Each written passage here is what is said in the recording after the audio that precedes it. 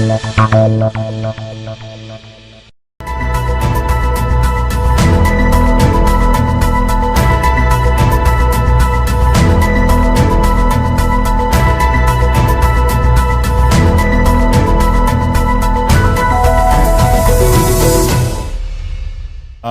good morning.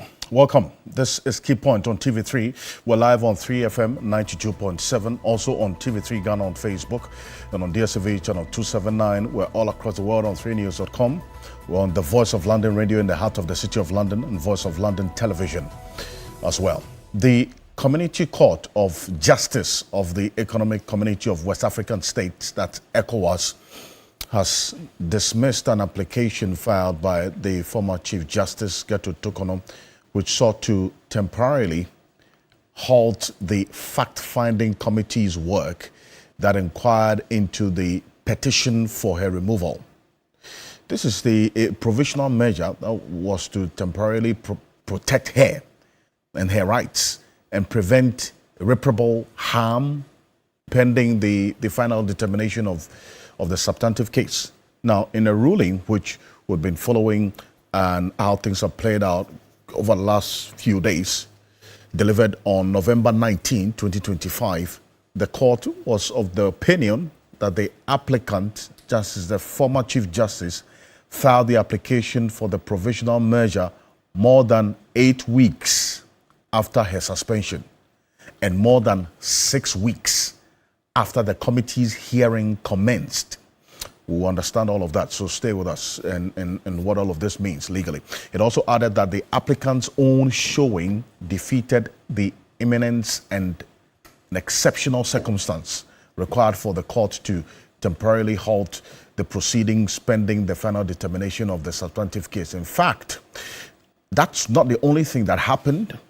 The Attorney General, or the state, the Republic of Ghana, has also been giving a 30-day period to file its response. So essentially, what is going to happen is that in the next 30 days, ECOWAS is readying itself, the ECOWAS Community Court of Justice is readying itself to hear this case and the details of this substantive case that the former Chief Justice sent to it. What does all of this mean? We'll have a conversation this morning. Also coming up, the Office of Special Prosecutor has announced that the former Finance Minister Kenneth Danaya Ofori-Atta and 7 others will be arraigned before court Monday, the 24th of November, to face 78 counts of corruption and corruption-related offenses. 78. Well, there was an update that we got from the OSP stated that the prosecution will seek the necessary court orders to serve these persons and those who are also not in the jurisdiction. Well, the charge sheets are specifically on the fugitives who are currently outside this country. How is this going to play out, especially because this is a criminal case? And you've heard the lawyers of Ken Ofori-Atta already raise some issues. We'll have a conversation this morning, and you know, the development of Ken Ofori-Atta being taken off the red notice of Interpol.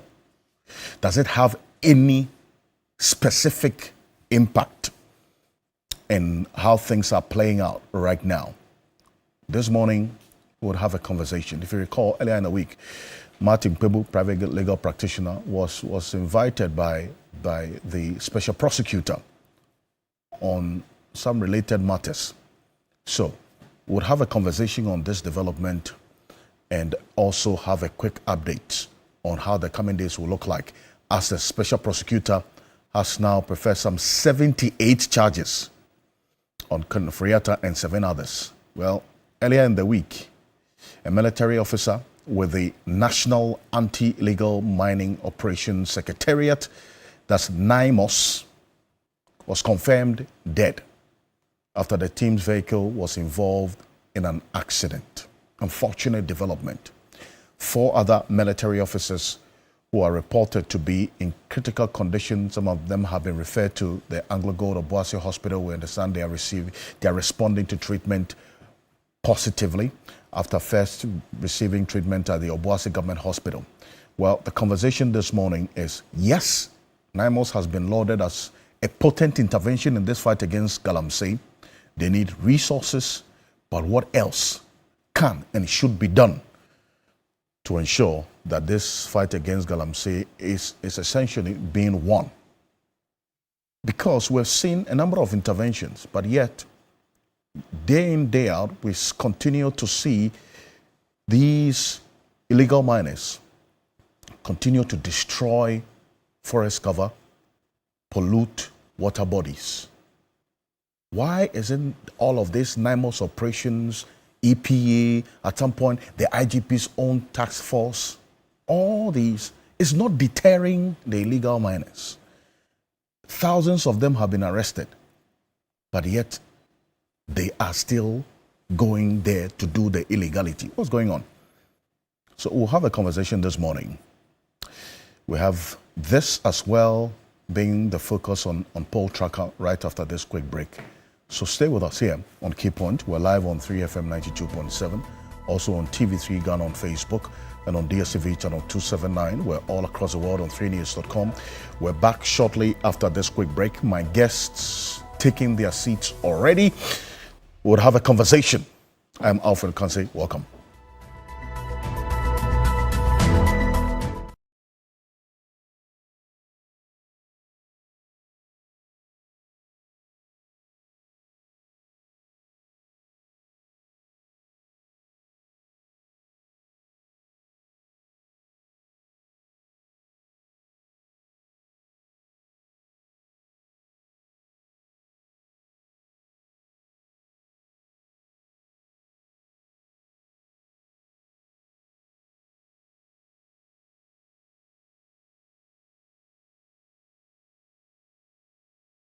Didn't learn it for the that's why I sent it earlier.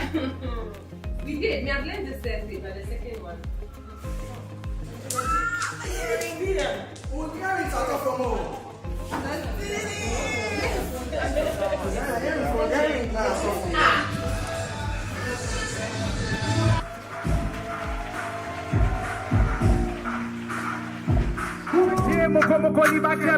Sleeping in the belly of the beast, I was worried. No one got to call when I thought it's my daddy. Mini granny and Barney, now I'm for Ellie.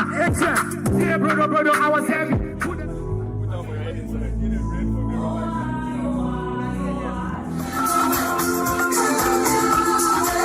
So throw your hands in the air and do what you like, or you can help.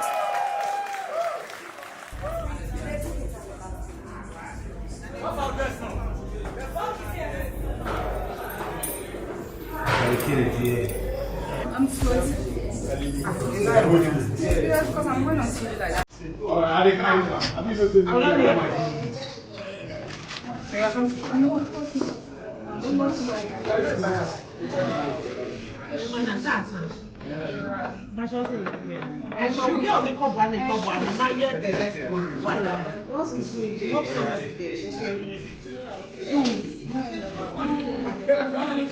You students come. The classmate. Smallest time, 5 weeks time. Yeah, 5 weeks time. Check will come. The person will take for you. I swear. You go see your happiness in this one by one. They go left the place. Very necessary. Yeah, it's a fact.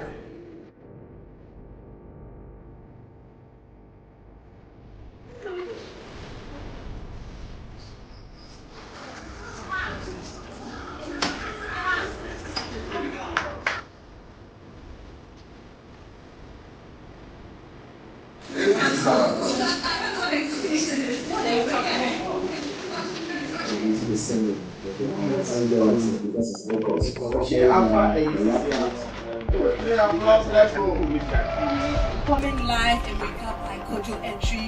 We have, ladies and gentlemen, with a round of applause, welcome your 16 contestants to start the electrifying.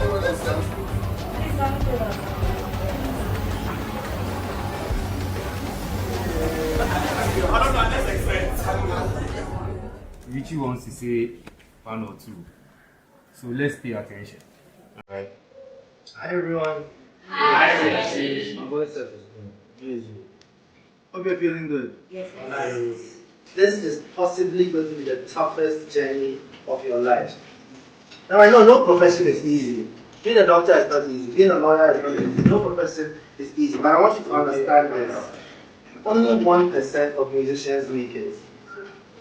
1%. And this is a global thing. So that means that first of all, if you are not the most hard, and if you are the hardest working person in the room, give up now. You are the underdogs. You are the ones people don't know yet. People are looking to see, okay, what have they got? The only reason you are here is because you believe you are supposed to be here. So now that you have the chance, prove it. Okay? See you guys next week.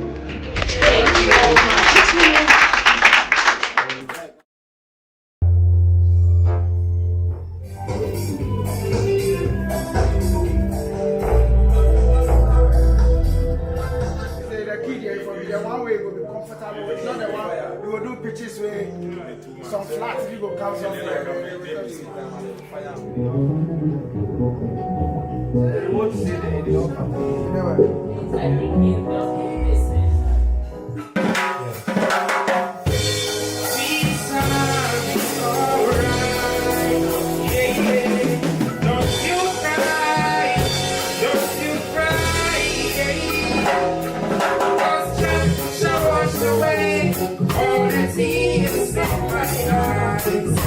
In times when we stars and the tides are ready high, we know we shall win.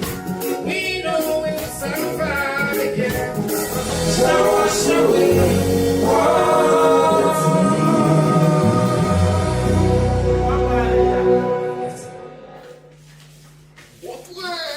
You record that, man? Yes, sir.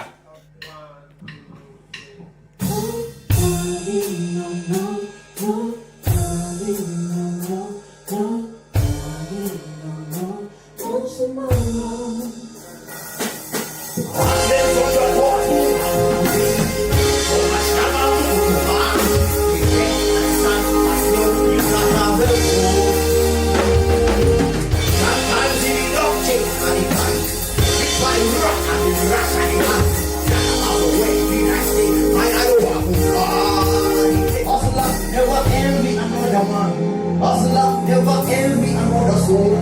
For you never know what the matter plan, but you know I go reap whatever you sow.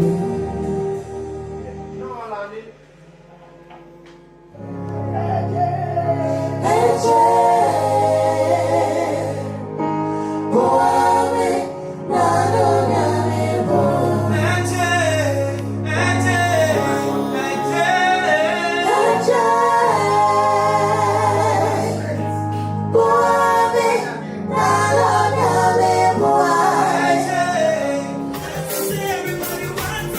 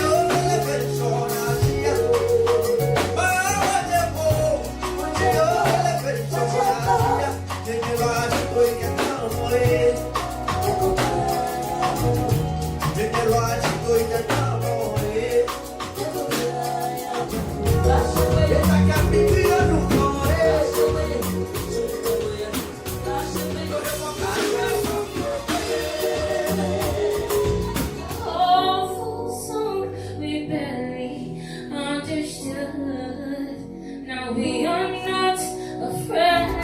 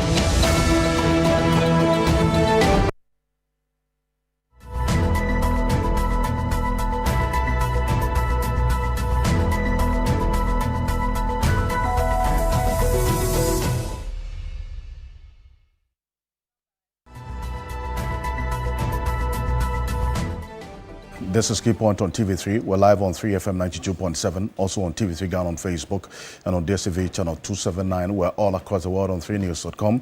We're on Voice of London Radio in the heart of the City of London and Voice of London Television as well. Well, over the last few days, the unfortunate incident that happened that claimed the life of a member of the National Anti-Illegal Mining Operations Secretariat, NIMOS, has been lauded as one of the potent interventions in the fight against Galamsey. They have their own challenges. But then again, that's an issue that we're going to get neck deep into. This morning on Poll Tracker, as you do know, we track events that bother us in the environment, politics, governance, economics, and issues that are of concern to you, the Ghanaian people. And our focus and our lenses on the Poll Tracker this morning is on the National Anti-Illegal Mining Operations Secretariat, NIMOS. Over 400 plus personnel that they have. That has also been a major call for them to also have a lot more, because the fight against Galamsey is a big issue. How much of an impact can these 400 plus personnel have, taking into consideration the magnitude of the problem that we're faced with illegal mining? There's been a number of calls for this staff strength to be increased. That comes with more money, because if you're increasing the number of persons or personnel on the NIMOS operation, the allowances, the food, feeding, everything else that would have to be put in place to ensure that they are doing their work effectively goes into money, the finances. The budgetary allocation for the NIMOS operations for the 2026 budget is 150 million Ghana cedis, woefully inadequate as some have described it. Well, you have the Ministry of Lands and Natural Resources indicate that they are also reaching out to other institutions, private sector and others. We've seen a number of organizations, Gold Board, others donate to this NIMOS to help them do their job, pickups and others. This is what is in the budget as far as we do know. Well, they made over 1,600 arrests over the period. And we'll show you at least the operations that we've been tracking over time. And one other question that comes up, which we're going to be getting into shortly, is that if you recall, when this Abreu and Ninkrine community, when the Western region was raided by the task force of the Forestry Commission, there were thousands of illegal miners there. They couldn't arrest them because they said, if they have to arrest them, where are they taking them? Do we have the prison capacity to as it were, have them all incarcerated? Well, what happens there? There are over 1,600 persons, illegal miners, who have been arrested. Where are they? What's happening to them? Okay. Well, we've seen the bill that has been approved by Cabinet to ensure that there's a tribunal in place to deal speedily with these cases of illegal mining. This is what we've seen over the period. In recent, at least within this month of November, the number of operations that NIMOS has engaged in Osino, 36 arrests were made. In Osino, 36 arrests on November 8th. Then, on November 12th, there was a multi-regional raid. Some 300 plus illegal miners were arrested. You remember this incident that involved the attack on the EPA staff and some of our colleague journalists as well. And the Amori night raid, that 7 persons were arrested, firearms seized on November 13. November 16, Wassa, Abrechia, mining shelters was also destroyed. We'll show you videos of that shortly. And then also the Obuasi raid, the equipments that were seized, the camps that were destroyed on November 17 as well. And this is an issue that also came up strongly for conversation as to the coordinated efforts that have to be put in place to ensure that the efficiency of the operations of NIMOS is increased.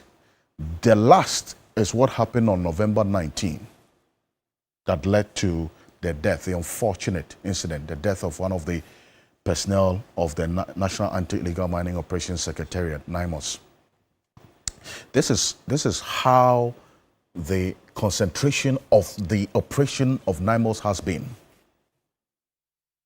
This is the heat map, the areas of focus. They've been heavy in the Ashanti region, Western North region. And it's for good reason, because previously we showed you what has been happening when it comes to illegal mining in these specific areas where NIMOS's operation has been concentrated. They are tracking illegal miners. They have their challenges, which has led to what we've seen also being recorded. In fact, when it comes to the injured, NIMOS is not the only group, or as it were, the intervention of personnel who have been affected as a result of the attacks by illegal miners. We have the Forestry Commission Task Force as well that has been affected. In fact, a number of their staff have been injured in the line of duty in the fight against Galamsey. We'll show you that shortly, but this is it. These are the issues that are of concern. Underfunding, logistical concerns, community resistance and clashes, political interference,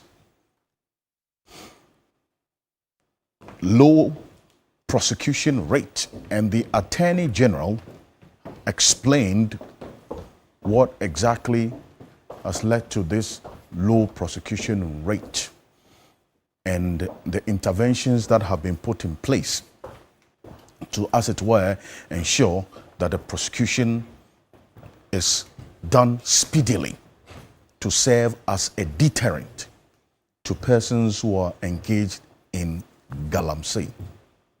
Well, this is how the picture of the National Anti-Illegal Mining Operations, NIMOS, looks like.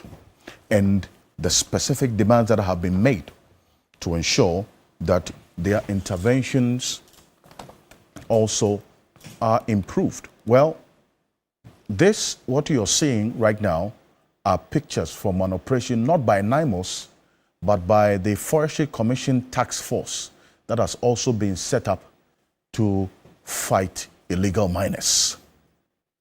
This is it. So it's not the only one. The NIMOS is not the only intervention that we've seen in the fight against Galamsey. In this one, these Forestry Commission officers have also had their own fair share of attacks on them.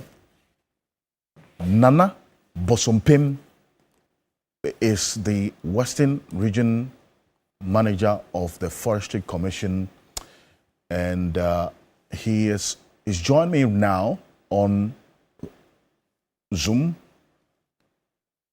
Nana Bosompim, thank you for joining us here on Keypoint. If you can unmute and then tilt down a bit for me. No, yes, perfect. Now unmute for me. Thank you. Yeah, that is done. Perfect. Thank you. Yeah, good morning to you, Alfred, and good morning to your cherished viewers. It's a pleasure being with you this morning. Indeed, it's always a pleasure also having you, Nana. And I was just showing our viewers a video, and in fact pictures of one of your personnel that is the Forestry Commission Task Force set up to fight Galamsey, also sustaining some injuries on the arm as a result of the attacks by illegal miners. Just walk us through, right? This one, the one whose both hands have been bandaged as a result of the injury sustained. You have a clear picture of what I'm talking about. Just walk us through exactly what happened. Yes, thank you very much. This was an operation in the Subri River Forest Reserve in the Takoradi Forest District of the Western Region.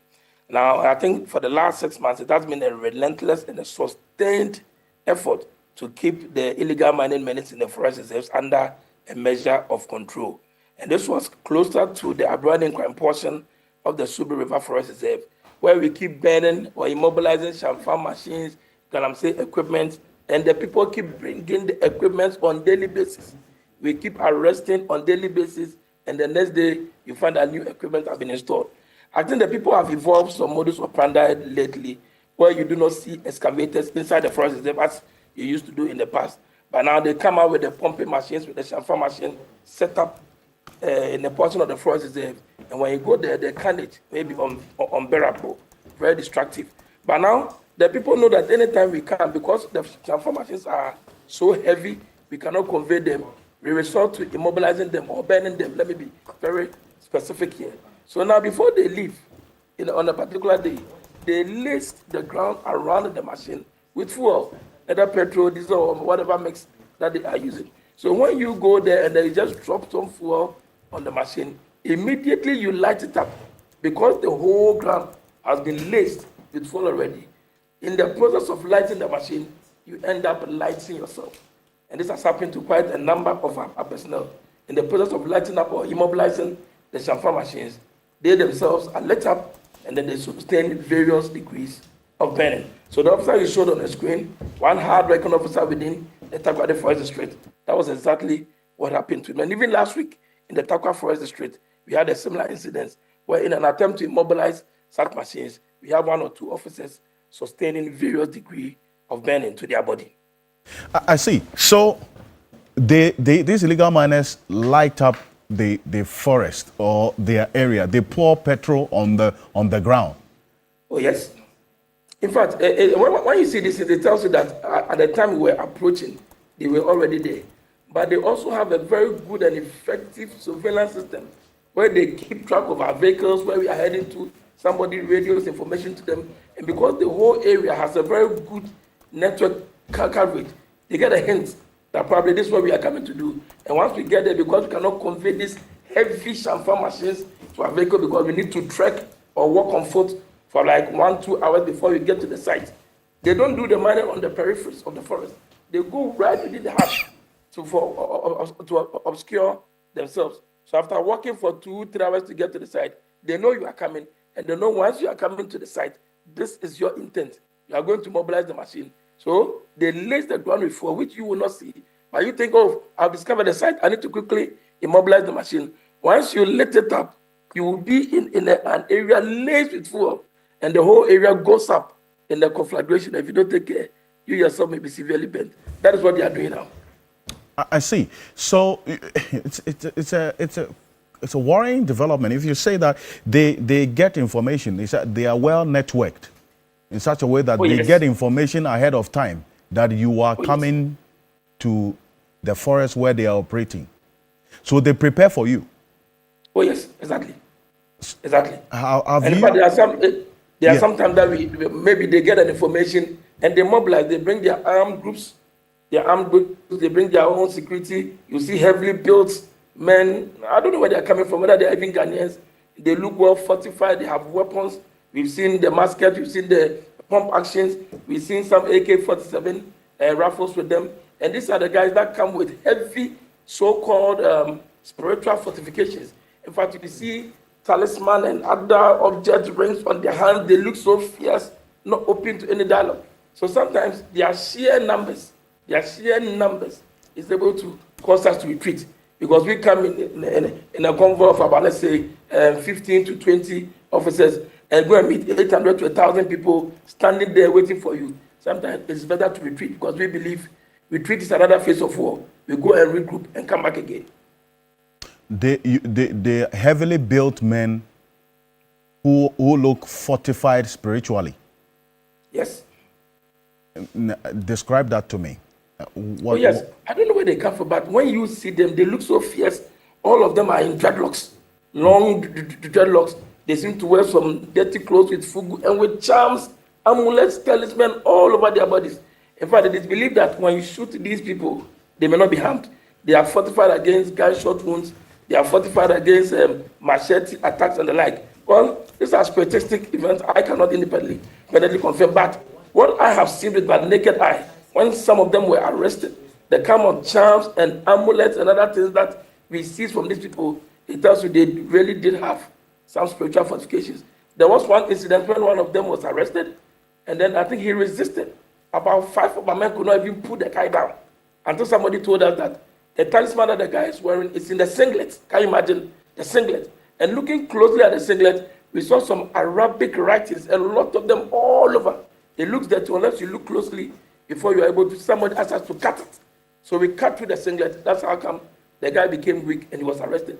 And because he struggled a bit, he got injured. So when we brought him to the Takoradi Regional Police Command, they advised that he seek some medical attention. And I'm told when he was taken to hospital, even trying to find an IV line, penetrating the skin with the needle was very difficult. Telling you that really the people do have some fortifications. And these are the people we have to contend with in our fight against illegal mining in forest reserves. Wow. As they are spiritually fortified and you are also physically not even armed enough to deal with them, with all the shortcomings that you're having to face with. Please stay with me, Nana. Thank you for this, but stay with me. Let me acknowledge the presence of Martin Kpebu. Is private legal practitioner. He is a member of the oral preparatory team. They've wrapped up their work, but also very passionate about the environment and matters we're talking about with Galamsey. Lawyer Martin Kpebu, good morning. Thank you for joining us. Good morning, Mr. Kansi. It's good to be here. Ghana's #1 show. Indeed. Yes, and uncontested, unparalleled, right? Yes, and dominating all over, #1, right? Popping the charts.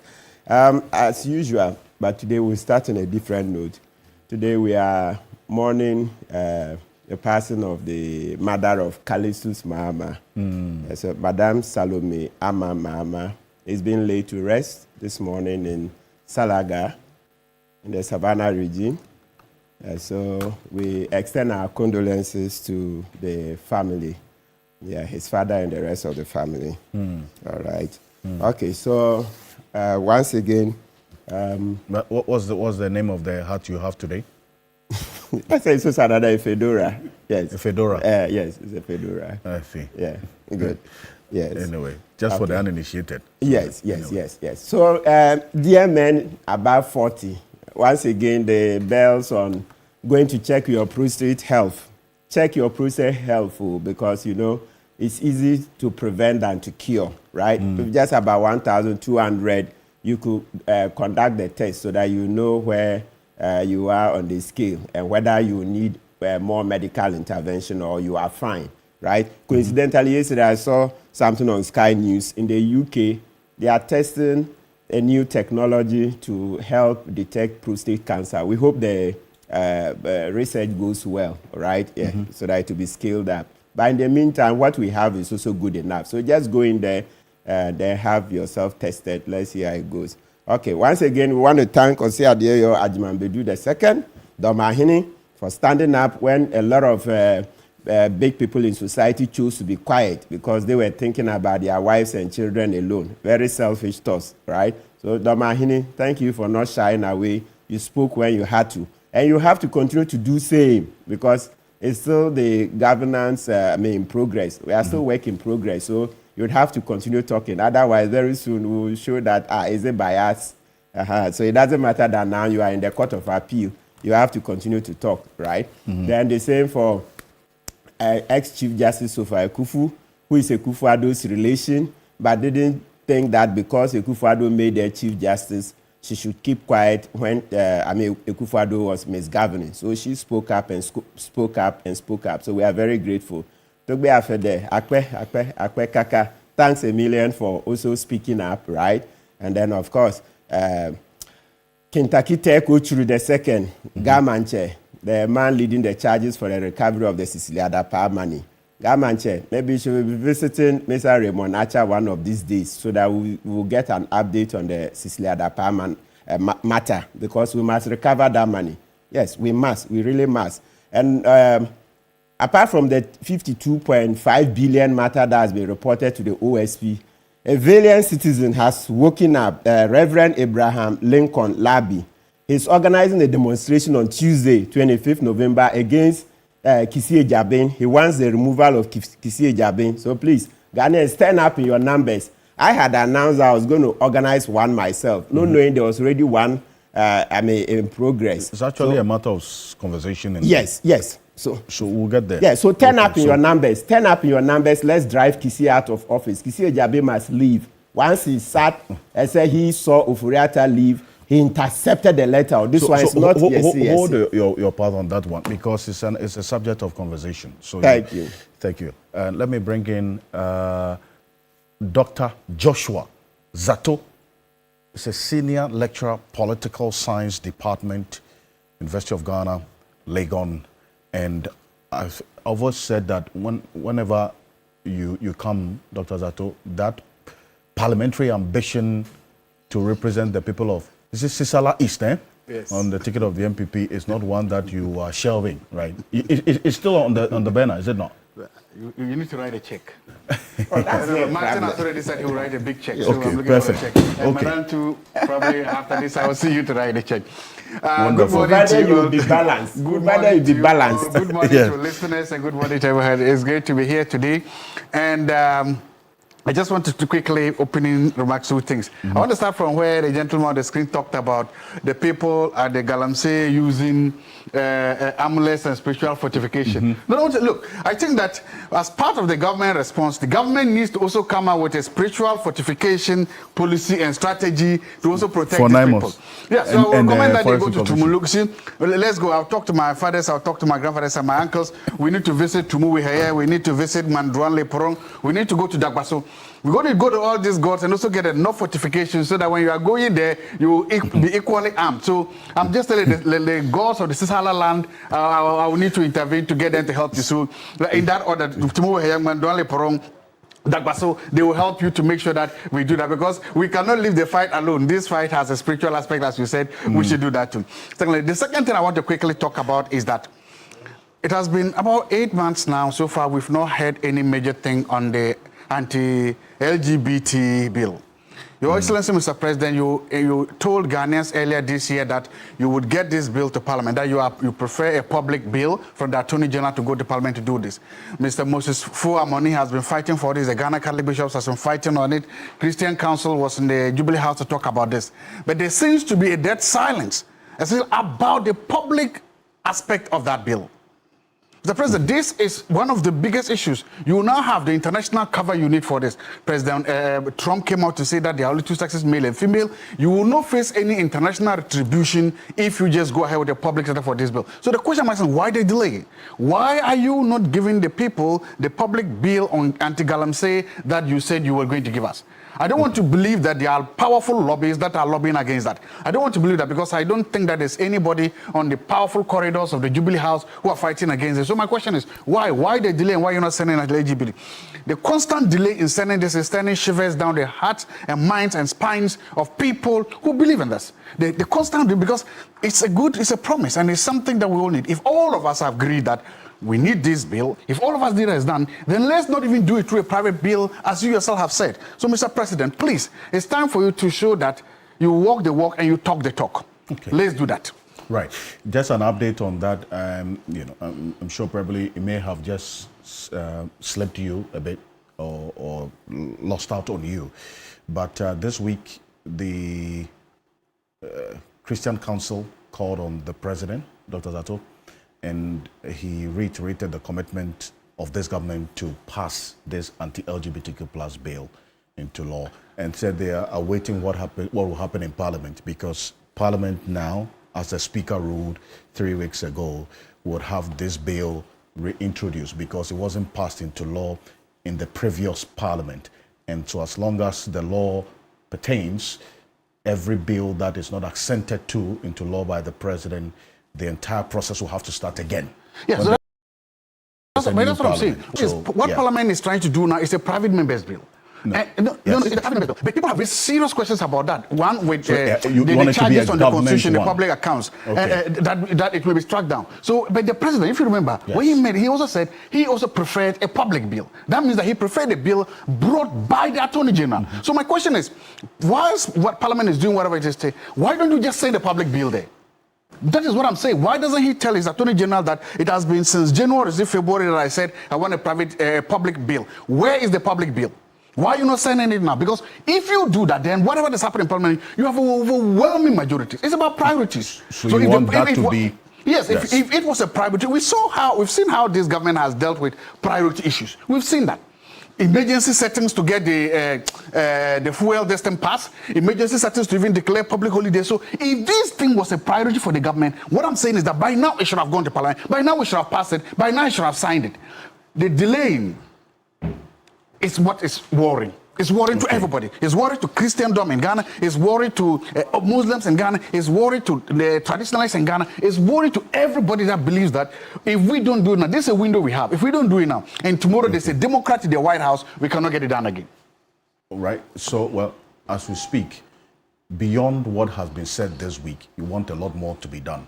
We keep an eye at least on what has started in Parliament as we continuously update our viewers on it, and especially the comments last week. In fact, the past few days, the Reverend Tim Fodio, who is the lead proponent now, together with some 9 other members of Parliament who are sponsoring this private members motion, are also now making calls for this anti-LGBTQ plus bill to be put on Parliament's business as soon as possible. Well, we won't see that happen this coming week. So we'll see how the next weeks will look like on this. But thank you for this. Let me also acknowledge the presence of Awula Sewa. Awula Sewa is the co-founder of Eco-Conscious Citizens and also a passionate environmentalist. Awula, good morning. Good morning. Thank you very much for having me. I mean, first of all, our condolences to the NAMOS personnel who lost his life actively fighting irresponsible mining, and to all those who are injured, all those who are fighting for their lives. Our prayers are with them. And for me, when we talk about spiritual fortification, we just go to the Lord. We serve a living God. And when we trust in him and we take the necessary steps, he's given us wisdom, we will be able to overcome the scourge of irresponsible mining. But let me say this, we've asked for a long time for a targeted state of emergency. And we've been told we are not there. So what we need to understand is that what will show that we are there. Our river bodies are being poisoned, our forest reserves decimated, kidney disease has gone up 4-fold, our food, scientists tell us that the food they tested has been poisoned. And then we have law enforcement being attacked by environmental terrorists. So what are we waiting for? The window of opportunity to deal with this matter is fast closing. If we don't act now and act decisively, we will sink to the level of some Latin American countries where the drug cartels control some parts of the country and even the army cannot get there. We haven't reached there yet. So we need to take the necessary action now before we reach there. And let me say that in the fight against illegal mining, we need to harness the support of the community. For example, in Atronsu, in the Western North region, we have the activists who have been for years fighting to protect the Atronsu stream, which sadly has become polluted, and their environment. And the thanks they got was to be arrested, 5 activists, on Farmers' Day last year. And we have sent out a petition calling on the Attorney General to drop the charges against the activists. We're also hearing about activists in the Draw River Forest Reserve who want to protect the forest reserve. But unfortunately, they are the ones who are facing what they deem to be intimidation by law enforcement. So NAMOS needs to work with activists in our various regions who want to stop the scourge of illegal mining. They should not be taken as opponents. And of course, we need to go to those who are actually financing this scourge. Some of them are known, some of them have been reported, and action needs to be taken against them. And NAMOS needs to be properly resourced. It needs to be properly resourced. We need also the numbers to be able to deal with the environmental terrorists. And when an operation, you need to retreat, we have to promptly go back and complete the operation so that the environmental terrorists realize that what is going on will not be tolerated. Ghanaians are not going to sit there and be poisoned. And law enforcement, NAMOS, must all play their part. But I accept that they need the logistics. So they need to be properly resourced. And one thing that they don't seem to have is even a dedicated phone line where you can call them. A phone line number was given at one of the panels I was on. I tried the number myself. It goes to an individual, and he tells us that he will give us the number, but we haven't yet got it.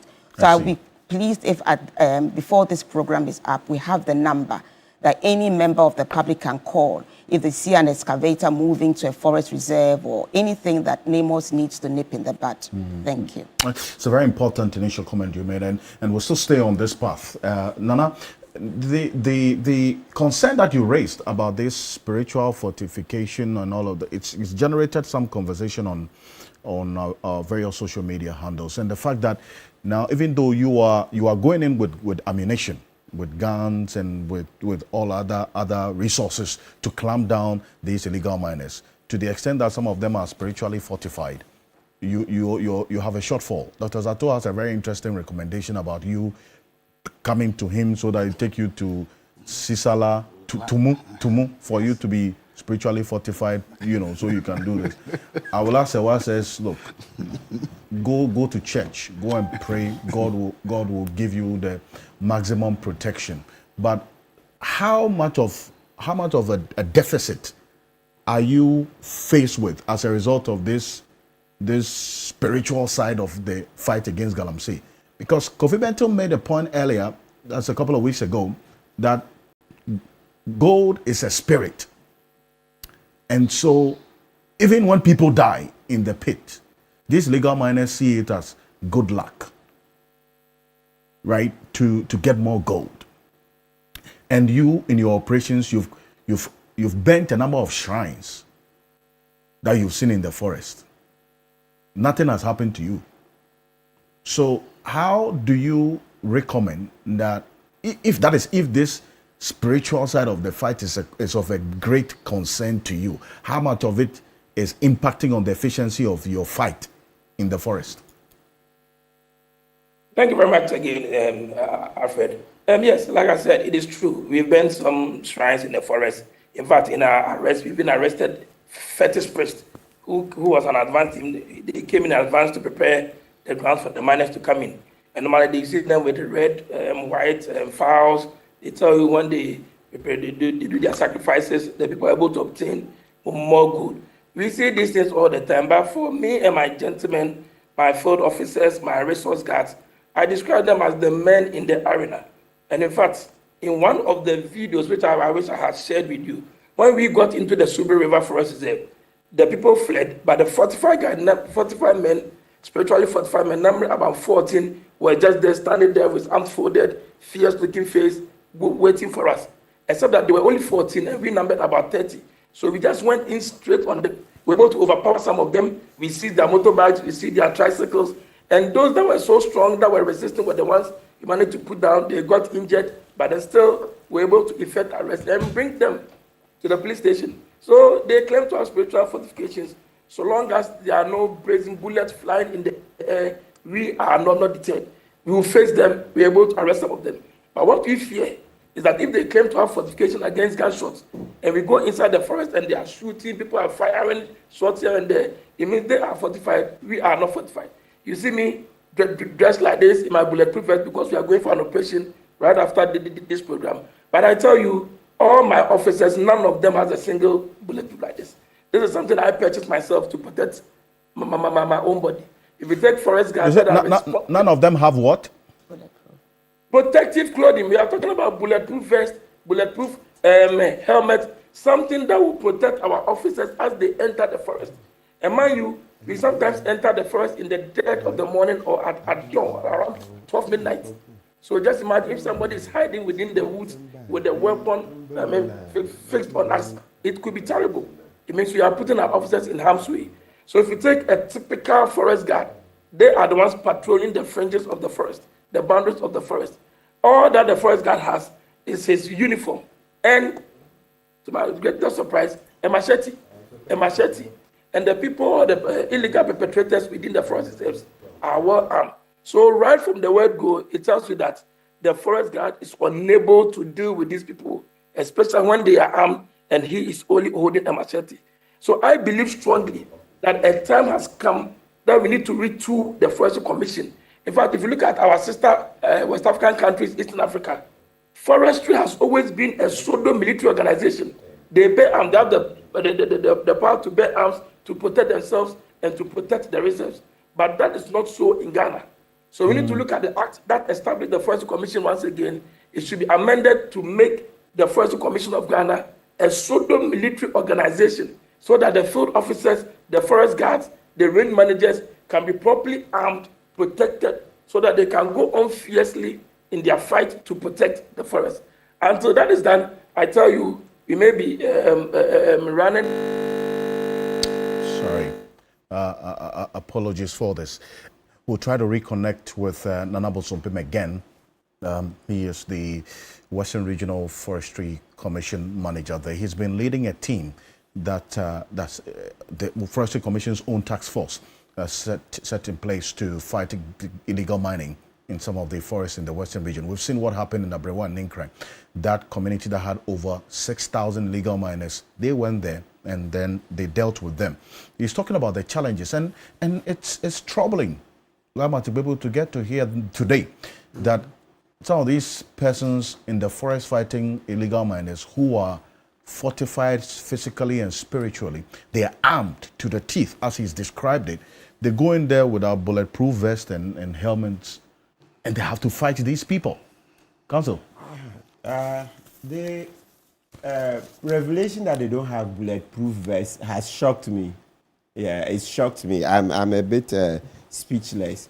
Look, I can't believe it. No. Yeah, I'm speechless because it's too obvious for comment. How much does it cost? No, this fact doesn't bode well for the fight. Yeah, I know we are constrained, but not bulletproof vests. Not bulletproof vests. I mean, even can't we rent some from the military? Because as far as I'm aware, we are not at war. And so you can presume that the Ghana Armed Forces would have some. The Ghana Police Service would have some. So can't we shift around? This one, no. As I keep saying, it beggars belief. Are we sure the Colonel has pushed enough? Colonel Boa, right? Mm-hmm. Yes. So the military have to give up some of the vests. The police will have to give up some of theirs because, as I said, as far as I'm aware, we are not at war. So it means that we can't be using all of those vests. Yeah, when we go to peacekeeping, peacekeeping brings us money. So we should be able to buy more if we need that.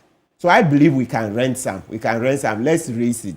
Maybe you should interview the Minister for Interior and the Acting Minister for Defense. This can be done. Let's take what we have in store and give these young men and women, because this is basic. It's basic. We don't need to, embarrass ourselves like that. Why would you keep what we have in store? And then some people are out there. It's like somebody was telling me yesterday, it's like taking a knife to a gunfight. There is a gunfight, and then you go to the fight with a knife. How? That means you haven't even come prepared. So this one, I think, is a huge oversight. If you interview the Minister for Interior today and the Acting Minister for Defense, I'm sure in 2 days they will bring out the bulletproof vest that we have to give to this young man. We are not going to any war anytime soon. I can guarantee you that. So please remove what we have in stock to give these young men. When was the last time we went to war? When was the last time we went to war? And as far as I'm aware, there is no danger right now. Please, let's do it. Let's do it, because this is too embarrassing. Because, you know, even I'm tempted to think we can't move any V8 in Accra if these young men don't have the bulletproof vest in 2 days. Then let's auction some of the V8s. Too. Let's auction some of the V8s, because I can guarantee you that all the ministers, before they came into office, they had private cars. So if we cannot find any bulletproof vests in stock, if we don't have any as reserves, then straight away we'll auction some of the V8s that the ministers drive. That would be it. Yes, because if we are suggesting that there's no money in the kitty, well, I'm not in charge of it. So this suggestion that these guys are not using the bulletproof vest is that there's no money. So if there's no money, the first line will be that, okay, give up some of the cars, let's auction to raise funds. Yes, because as I said, every minister, by the time you get to a ministerial level in Ghana, you would have had a private car before coming into office. So give up the V8s, a few of them, that's those who had multiple cars. They should give up the V8s, let's auction, and then buy the bulletproof vest, and then we can, move on from there. You want the ministers and others who own V8s to auction them? Those, a few. Oh, we don't need all. So we'll check. Some are more resourced than others. Some were wealthy in private life before. So those people should give up their V8s. Let's auction. It will be to raise funds for the fight against Galamsey. Yes, what it does is that it gives a very positive signaling effect. You see, I know what I'm saying. So that if you say that this minister gave up his V8, etc., what it does is that it sends a positive signal to the foot soldiers that yes, it's worth dying for the country. Because once you have cars, we all sitting at this table, we have our private cars. So if tomorrow this Awula Sewa gets appointed as Minister for Environment and she's given a V8, she still has a private car. So if NIMO's officers don't have bulletproof vests, Awula Sewa will say, no, take the V8 back, auction it, let's see what we can raise. That is what you do, because remember that at the core of it, public service is not to enrich ourselves. And you see, to even be practical, the reason when I say give up the V8, look, we've said it ad nauseam. When you go into those big offices, it's not all the money that's corruption. There are huge gifts, huge gifts, because, we'll leave that for another day. But it's just to tell you that practical. So I know what I'm saying. It's not as if you go into the office, it's penury. No, some of the contractors, they are grateful. We are fighting that in another manner. But the laws don't prohibit gifts. That's why, even our national code, fighting against corruption, they increased it to 20,000. I think the government wanted to be realistic. But it sent a wrong signal to people down the ladder, because it was like, hey, you can give 20,000. It looks huge. It's like somebody's annual salary. But the truth too is that it's peanuts if you look at some of the contracts that are awarded, etc. So when I say give up the V8, you can choose to buy a private V8 out of the gifts you make, right? Until we scrap the gift law. Until then, it's law, right? It's allowed for now. So please, I think that's how we raise money. That's if only we don't have some in stock. And I'll be shocked that we don't, you say. Now, on the matter of spiritual fortifications, I agree with Awula Sewa that, look, believe in your faith. Look, one of the things I work with most of the time in life is that, I can paraphrase in English. Let me do the tree one, then we'll see our brain. So he says that, right? So what is in you is greater than what is in the world. Greater is he that is in you than he that is in the world. That's it. Please repeat it. Greater is he that is in you let me, at this he moment, that is in the world. Yes, that's it. That's how. That's my faith, actually. That's the summary of my faith. So when you talk about juju, those things, I just laugh. You see, he's saying that they encounter people, illegal miners who are fortified to the teeth, and so they also need that kind of something to counter it. But before you answer that, let me acknowledge the presence of the Honorable Andy Apiakubi. He's a private legal practitioner and then also a former member of parliament for the Asante Achim North constituency. He is one who's been lauded for that stance he took with the support of the community to fight Galamsey or illegal miners in his constituency while he was MP. Good morning to you. Good morning, my brother. Thank you for joining us. Yeah, you're welcome. Perfect. And as a first contribution, you see how Martin was struggling to bring out the biblical quote. I advise you to go to church tomorrow. Oh, but what we are doing here is church. You know what we are doing there? This is church. Just take the advice and tomorrow start. No, this is because church. I know that is a very early terrain. This is church. Anyway, let's go on. But yes. When are you bringing the businessman? Oh, please. OSP wants you to bring the identity of the businessman. There's no expiring When crime. we get out, I'll tell you. Okay, so now my contribution. No, I'll come to you. Okay. Forgive me. Yes, you were wrapping up. Yeah, quickly yes, do that. For me, so please. yes, to counter, that's why I said to counter, we should give them the necessary accoutrement, but not go and fortify them like how they have. That's the Galamseys are fortified. So themselves. a military officer is watching us. He name withheld. He said they encountered an instance where they got some illegal miners in the action, and they fired bullets at them, but the bullets could not even hit them or penetrate their bodies. Ask Nana if this is not true. Nana, did you ever encounter something so where you fired at illegal miners, but the bullets just didn't have any impact on them? Hello? Yeah, I can hear you now. Yes. Yes. Oh, yes. Yes. As well, we've been battling this thing with the Forestry Commission's rapid response team, and like I do say, the field officers, the forest guards, the rapid response teams have been the real men in the arena, the unsung heroes of the fight against illegal mining. Over the period, some have been maimed, some have been injured, some have even lost their lives to the fight against the menace. There was an instance where my officers, my rapid team, and the forest guards actually went to the field and they encountered these miners. But when they came, they reported a very harrowing experience. A harrowing experience. They said, Chief, we were firing at them, but the bullets were not hitting them. And they kept coming. So can you imagine, they had a lot of bullets on them, but they kept firing till they exhausted all their bullets. So now the commander issued a directive, run for your lives. And everybody have to run in various directions just to save their lives. In the ensuing confrontation, one of my officers was shot in the tummy. Thankfully, he survived.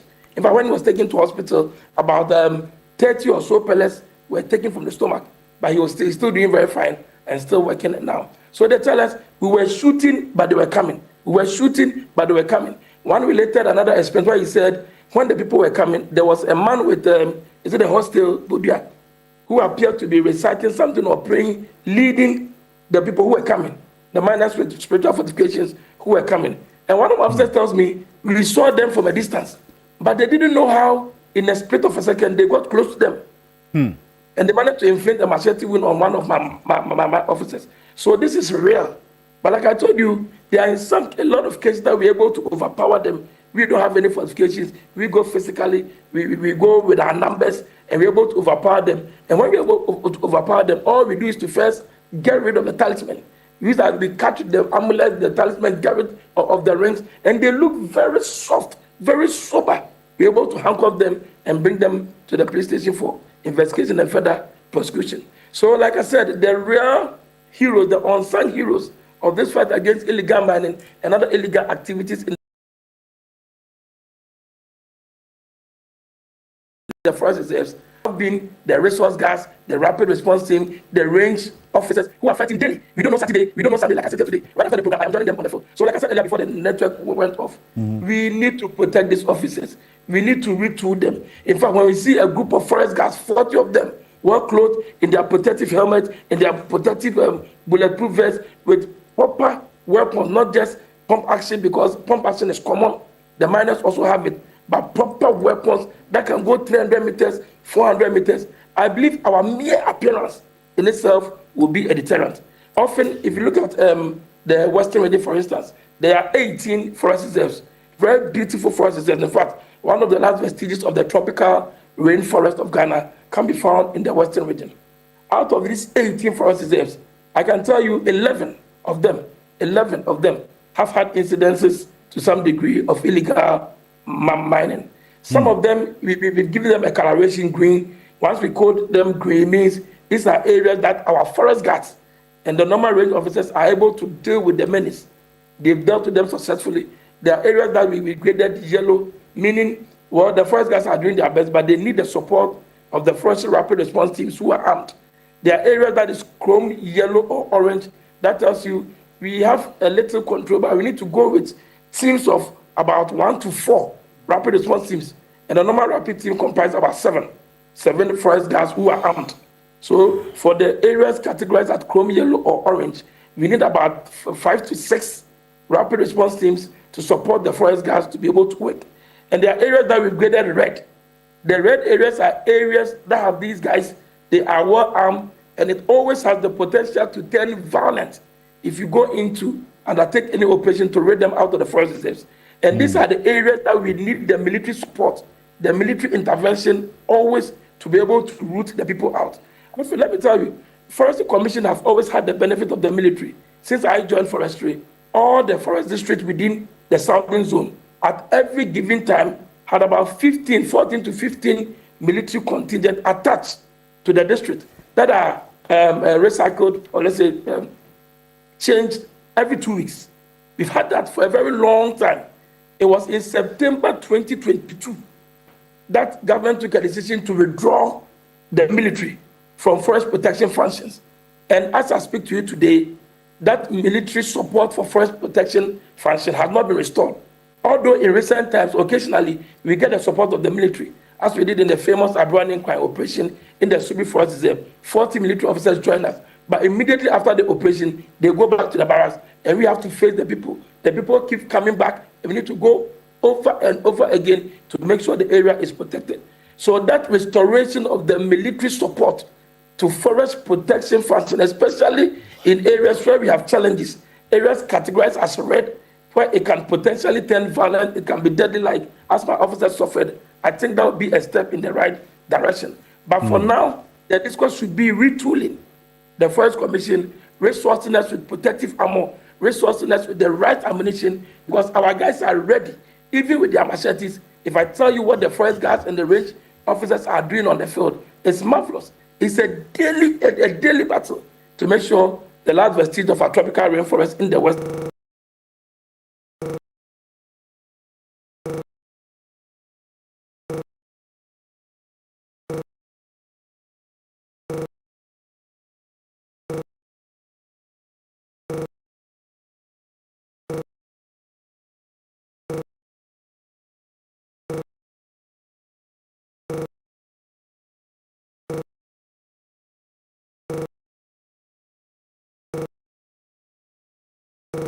was withdrawn in September 2022 because then he says it was helping to help them at least do their work efficiently. Now they are going in alone and having to face all these spiritual situations. Kazo.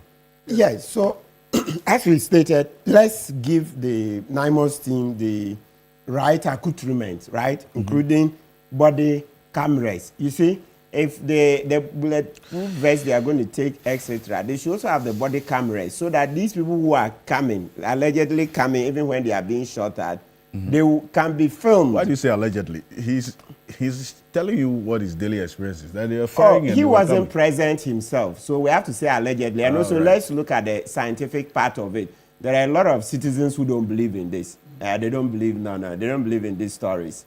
They don't believe that. You see, the stories of the spirituality of things. Yes, people can have amulets and those things around them, but guns. Oh, you often hear that somebody has a lot of charms around him. A gun is fired and it goes through.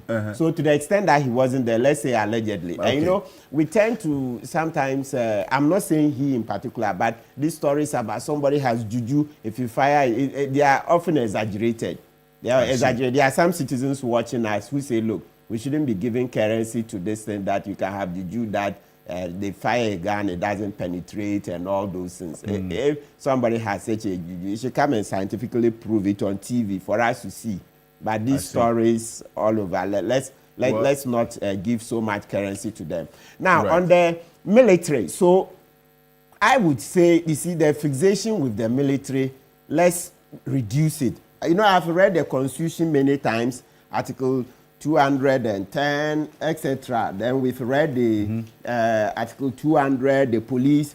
So what we need is, let's say, the more professional law enforcement agency, and that should be the Ghana Police Service. Because if we are not careful, we are just going to usurp all the functions of the Ghana Police Service. This is a law enforcement order.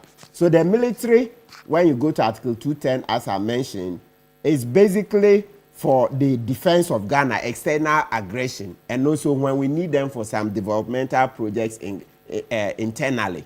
But yes, it's not law and order. These ones that were mentioned, law and order matter. Let the police do it. The police, is it the macho body types, etc., and the accoutrements? The police also have that. Have you seen the police SWAT teams? They also look very heavily built. When they are fully clad, look very imposing and create that fear. Because often when they say the military, I'm like, are they not basically the same guns, etc.? So please, let's emphasize on allowing the police to do their work. You see, in the US, there's a very fresh example.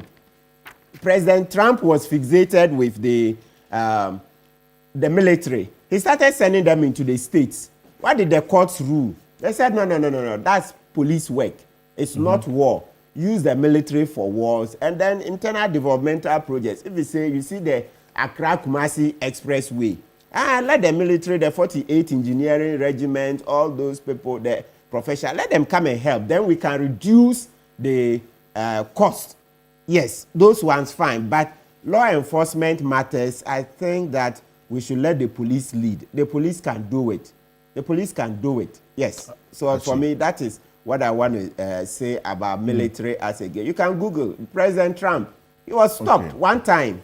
He sent military into But you would have those who also talk about the reality that we're faced with as a country.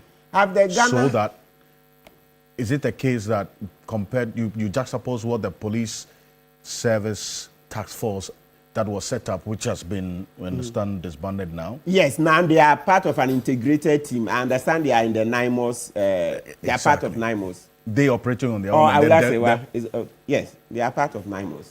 Compare that with the military as well. I mean, that's, if we come to terms with the reality we're faced with, you would understand why some advocate the military should be involved in this fight against Galamsey. That's just the reality check I want us to, even though what you're saying, yes, in the law, this is what is expected. But what does the reality say? It's conditioning. Look, a lot of it is conditioning. You see, we've been conditioned to think that it's a military that can do it because they generally shoot to kill, etc. The trainings are different. Ghana didn't start as a state today. We've been around for a long time. And it's not only Ghana, all over the world. They've assessed these things and they say such duties internally is for the police. So that's why within the police, you have Marine Police, you have the SWAT team, etc. They have different departments within the police service. So people are trained differently for different, tasks. So the NIMOS team, the policemen who are in the NIMOS team, they are not the policemen who direct the traffic. No. You in the police service, you hear there are people in the counter-terrorism units. You know, in Ghana police, they have counter-terrorism units, etc. There are people trained for it. You see, people calling for the military a lot of the times because they don't know that the police service has specialized policemen for such duties. The police service has specialized policemen for such duties. So we would not encourage usurping the powers of the police service. No, remember when IG sent his men in, they were doing quite a good job. And then, but they said that the police didn't know which ones were the legal concessions. That was all. But they didn't say it's about capacity. So please, let's go slow on the using military. You see, because when we do that, it creates, then our state institutions will never grow. Maybe IG should also do, perhaps you should interview IGP on how the Ghana Police Service is structured and how they have counter-terrorism units and how they have policemen for such purposes. Okay, they have enough. Well, not enough. Naturally, the police service is not, we don't have the numbers, but we can recruit more. So you see that every time this topic comes out, we say, let's recruit. There are millions of graduates at home. There are millions of our young men at home who want to also come in, get jobs, and also serve their nation. So let's recruit more and then train them properly so that they can perform their functions. If otherwise, We are usurping the police powers in Article 200 of our Constitution. Let me read finally. It says that the police service shall be equipped and maintained to perform its traditional role of maintaining law and order. Law and order. This is law and order. I see. They can do it. Okay, I wanted to come in quickly. Doc, you will have your substantive take on it.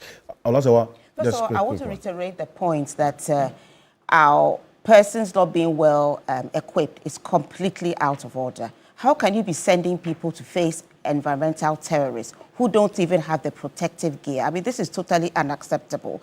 And I think that as of today, we should start equipping them. Lots of monies are being used for things that are not necessary, but this is to protect life. And we have to deal with it straight away. And what I would also like to say is that we are in a war situation. What the environmental terrorists are doing is they are waging war against, in wartime, is known as a war crime. So I would like to say that there is a war going on. We are facing an existential threat. And if we don't hurry up and deal robustly with it, by first of all resourcing adequately those who are supposed to be fighting against this canker, then I don't know where we are going to go. We are getting to December, and it's a great shame that we have not yet come to grips with this matter, that even protective gear, they don't have it. This is totally unacceptable. It's a serious concern there. Do you want to just a quick one, because I have Dr. Zato want to make, he has to make his substantive take on this particular issue. Just a quick one, yes. I want to associate myself with Madam's submission, calling them environmental terrorists. In fact, they are even more than that, but for want of better description, we'll take it as that. But again, I'll be very surprised to understand why men in uniform will confront this menace without proper preparation. Myself, and I want to always use my environment as an example. I faced the menace of Fulani herdsmen in my constituency, Agogo area, some time ago. And indeed, at all times that I went to the bush with the soldiers, the police, I always had my own protective gear. It is not too expensive. So I wonder why it has become an issue. Because I had the bulletproof, even with the protective, there's something that goes in that will even attract the bullets, even if they are going close to where there is no protective gear. They call it, there is iron that is even in it. And I used to wear it. And it was not too expensive. I bought it myself, except that somebody borrowed it and didn't bring it. And that person probably is listening to me. I'll write me a letter very soon. Again, when it comes to the protection of the forest, the protection of the environment, I think the local people do it better. And I have sent you a lot of videos. But we'll show it as we go on. The locals do it better when it comes to protecting the environment. Because they know the environment. You see, if you come to my village, I know all the places, even the sacred places I know. So those who are even afraid of spiritualism, we know how the fortification is natural, because we are citizens of the townships and districts. So I think the local people's approach has worked better for us. And indeed, come to think of even the Galamsey, in the recent past, last 2 weeks, and even before, personally I got involved. Your personal involvement as a community leader encourages the citizens to participate. In fact, some of them, even though they want to participate, they are afraid of consequences from maybe traditional leaders, and some also local community leaders. So when you yourself, you get involved, you ward off all such threats, and therefore you encourage the local people to. And we have been very successful until recently that I'm hearing. And again, the worry that I have is that there is now the emergence of what they call responsible mining programs. In fact, this time that we want to eliminate the Galamsey people, we are doing something parallel. Absolutely. By empowering people to go there and just changing names and saying responsible for. I think if we could even stop the whole of mining for some time as we prepare to retool and reprogram, it will be better. But in this particular time that we are all suffering from this menace, we are still going to inaugurate people supposedly to do something different. What happens really on the ground is that these people come and the Galamseyers take over or send them back, or the Galamseyers get empowered because of the presence of these people, and they themselves turn up to be Galamseyers. So we don't solve any problem sending, the reconscript, programmers into the constituencies and saying that they are responsible mining. You see, the small-scale miners themselves, they are overtaken by the Galamseyers in most of the communities. And maybe they find it more productive or more profitable to engage in Galamsey rather than going through the program designed for them as small-scale miners. Because of the cost implications, they opt for Galamsey activities instead of the pre-arranged small-scale mining program. So I believe that this time, if all Ghana decided that let us stop all mining, all forms of mining, and let us redesign and retool, and then maybe resort to better technology to maybe mine, then that would be okay. But in the same time that we are fighting the menace, we are also inaugurating people coming under different names, and I don't think that is. When I heard of the president send people to Ahafo area 3 or 4 weeks ago, I was very happy because this fight is not ordinary. So when I heard the president, and it was getting dangerous because when the military men were there and they were chased out, I said, what? How can that be? It was getting dangerous. So the response from the government was very commendable. When the president said, go and discipline them. Indeed, we have rights, but all... He can't say that. Listen, Martin, it's not to discipline them. They went to arrest. But what do you call arrest? No. I mean, can you arrest me? Discipline. Can you arrest me when I'm having done it? I said they are bringing Martin, let me go. Let me go. Don't be encouraging. Let me go. Martin, okay. To be honest with you, if these people had been successful in driving away our military, we wouldn't have had a country. Trust me. This is how military, how talks take over countries. It happens in South America, it happens everywhere. If they are able to overcome state security, oh, come on, we don't have a country. So I'm happy that the president sent the people there to go and make sure there is state authority there. No. I mean, you can't have a state where there's no authority. In fact, our rights under the Constitution also come with responsibilities. You understand? Our rights come with responsibilities, and they are the checks on our rights. You can't have absolute rights and say that whatever you do is within your right. How about the rights of the next person? How about the rights of the state?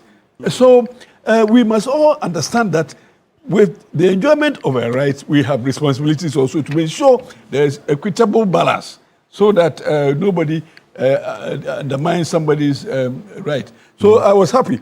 But I was also very disappointed last week when videos started coming to me of communities in my constituency, my own chiefs, saying that we endorsed the mining. I've seen how. Our community didn't know mining, and at least until the last day that I left office. And I ensured. Indeed, Minerals Commission, they invited me severally, and I appeared before them, and I told them that we were not ready for mining, that we would not agree and support any mining. You have gold in your constituency. Yes, we have gold. The Forestry Commission invited you. In fact, and the Minerals Commission. Minerals Commission, Forestry Commission, we didn't have a problem. The Forestry Commission problems were with the logging. No, not the logging. The cattle, the Fulani thing. But when we solved that problem, we were confronted with requests for mining leases and things like that. And I went to the man. I told him that it will not happen. in my constituency, and it didn't happen. It is not because we had a standing force. No, we ourselves as community, we didn't want it. And in fact, if you look at some of the videos I've sent to you, the community members were saying we won't take it, even though the chiefs were saying we will support it. The people say they won't take it. Okay. And in most cases, we did some of the things, although somebody would call it illegal. When we were fighting the Fulani thing, there were holes, we call them valleys, that when the military were going, the cattle will go into the valleys, and the military couldn't go there because there's a gradient. On one occasion, we sounded, and indeed, I commend the military who came there. They sounded a warning: "Get out of here! Get out of here! We are going to take action here. Get out of here! All humans, take out of here!" After 20-30 minutes, they dropped the grenades, and there was absolute quietness. So, you understand? Grenades in the area. Yes, and absolute quietness because of the people the cattle that were disturbing. We had to go the extra mile of elimination. In fact, the order from the court was that we have to evacuate, or evacuation has a wide interpretation.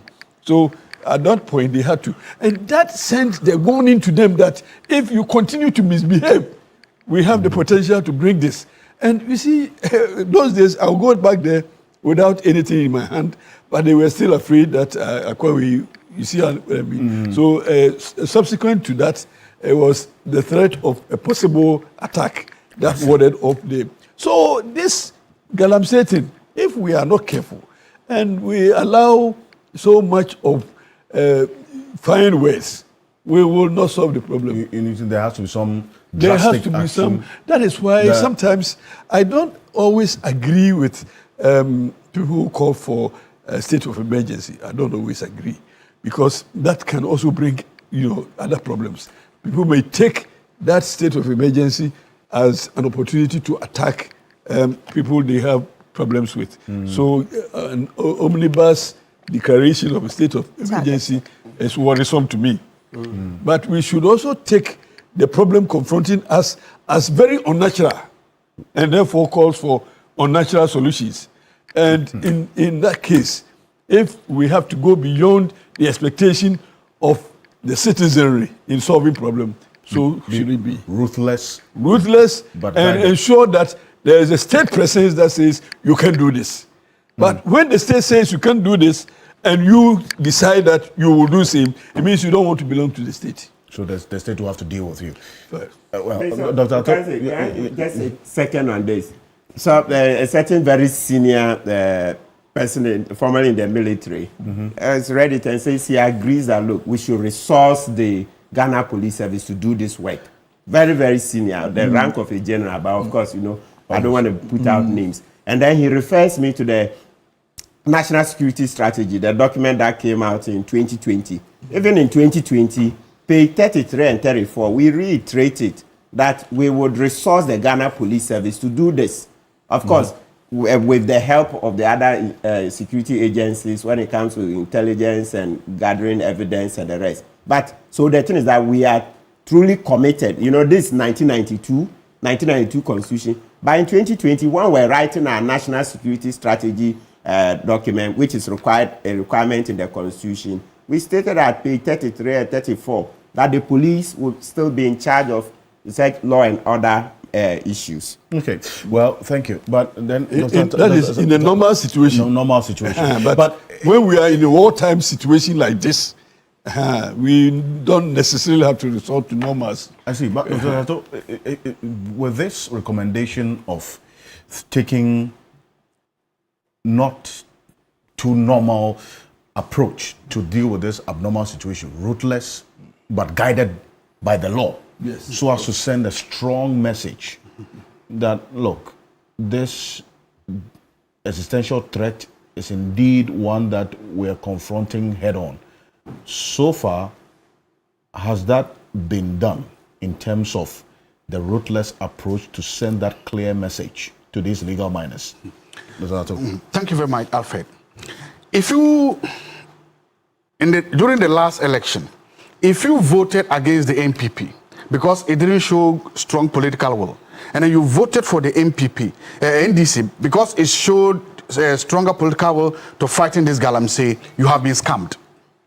For the from January up to now, if you are one of those that sit on national TV or anywhere and say that this government has demonstrated strong political will to fighting galamsey, you've been misled and you've been scammed. Everything that this government has done shows that it is only been cosmetic, and that the real commitment to do the real work, to do the real heavy lift in the fight of galamsey, the government has stayed away and shied away from it. And I'm going to premise my whole presentation on the concept of what? Political will. In the academic literature of political will, there are a lot of definitions given, there are a lot of concepts given. But ultimately, they come down to define political will as being comprised of two aspects. There's a normative aspect of political will, and then there's what the empirical aspect of political will. The normative aspect of political will are the political shenanigans that we see. A law has been passed, the law has been signed, statements have been made, we've seen that. If that is what is political will, then this government is excellent. But if political will goes to the empirical aspect of political will, where when you talk about political will, you're talking about following up on the rhetoric, providing logistics, providing evidence, funding, providing time, providing what is needed to solve it. This government has been abysmal and pathetic when it comes to the galamsey fight. Look, right now as we are speaking, during the Minister of Lands has told us that he would need about $10 billion to fight galamsey. Well, that story was even disputed at some point. Good. But you know that it was disputed. No, I don't know if you can give me. So what is the new figure? So I'm going with the figure. It's on TV3, 3 News here, 12 October 2025. I'm just going to read that. Okay, so okay. I should go on. Okay. So I'm going with this because I've not seen anything that. Now, if you need $10 billion to fight this, how much of it, how much money was provided for NEMOS in this current budget? That is a measure of political will.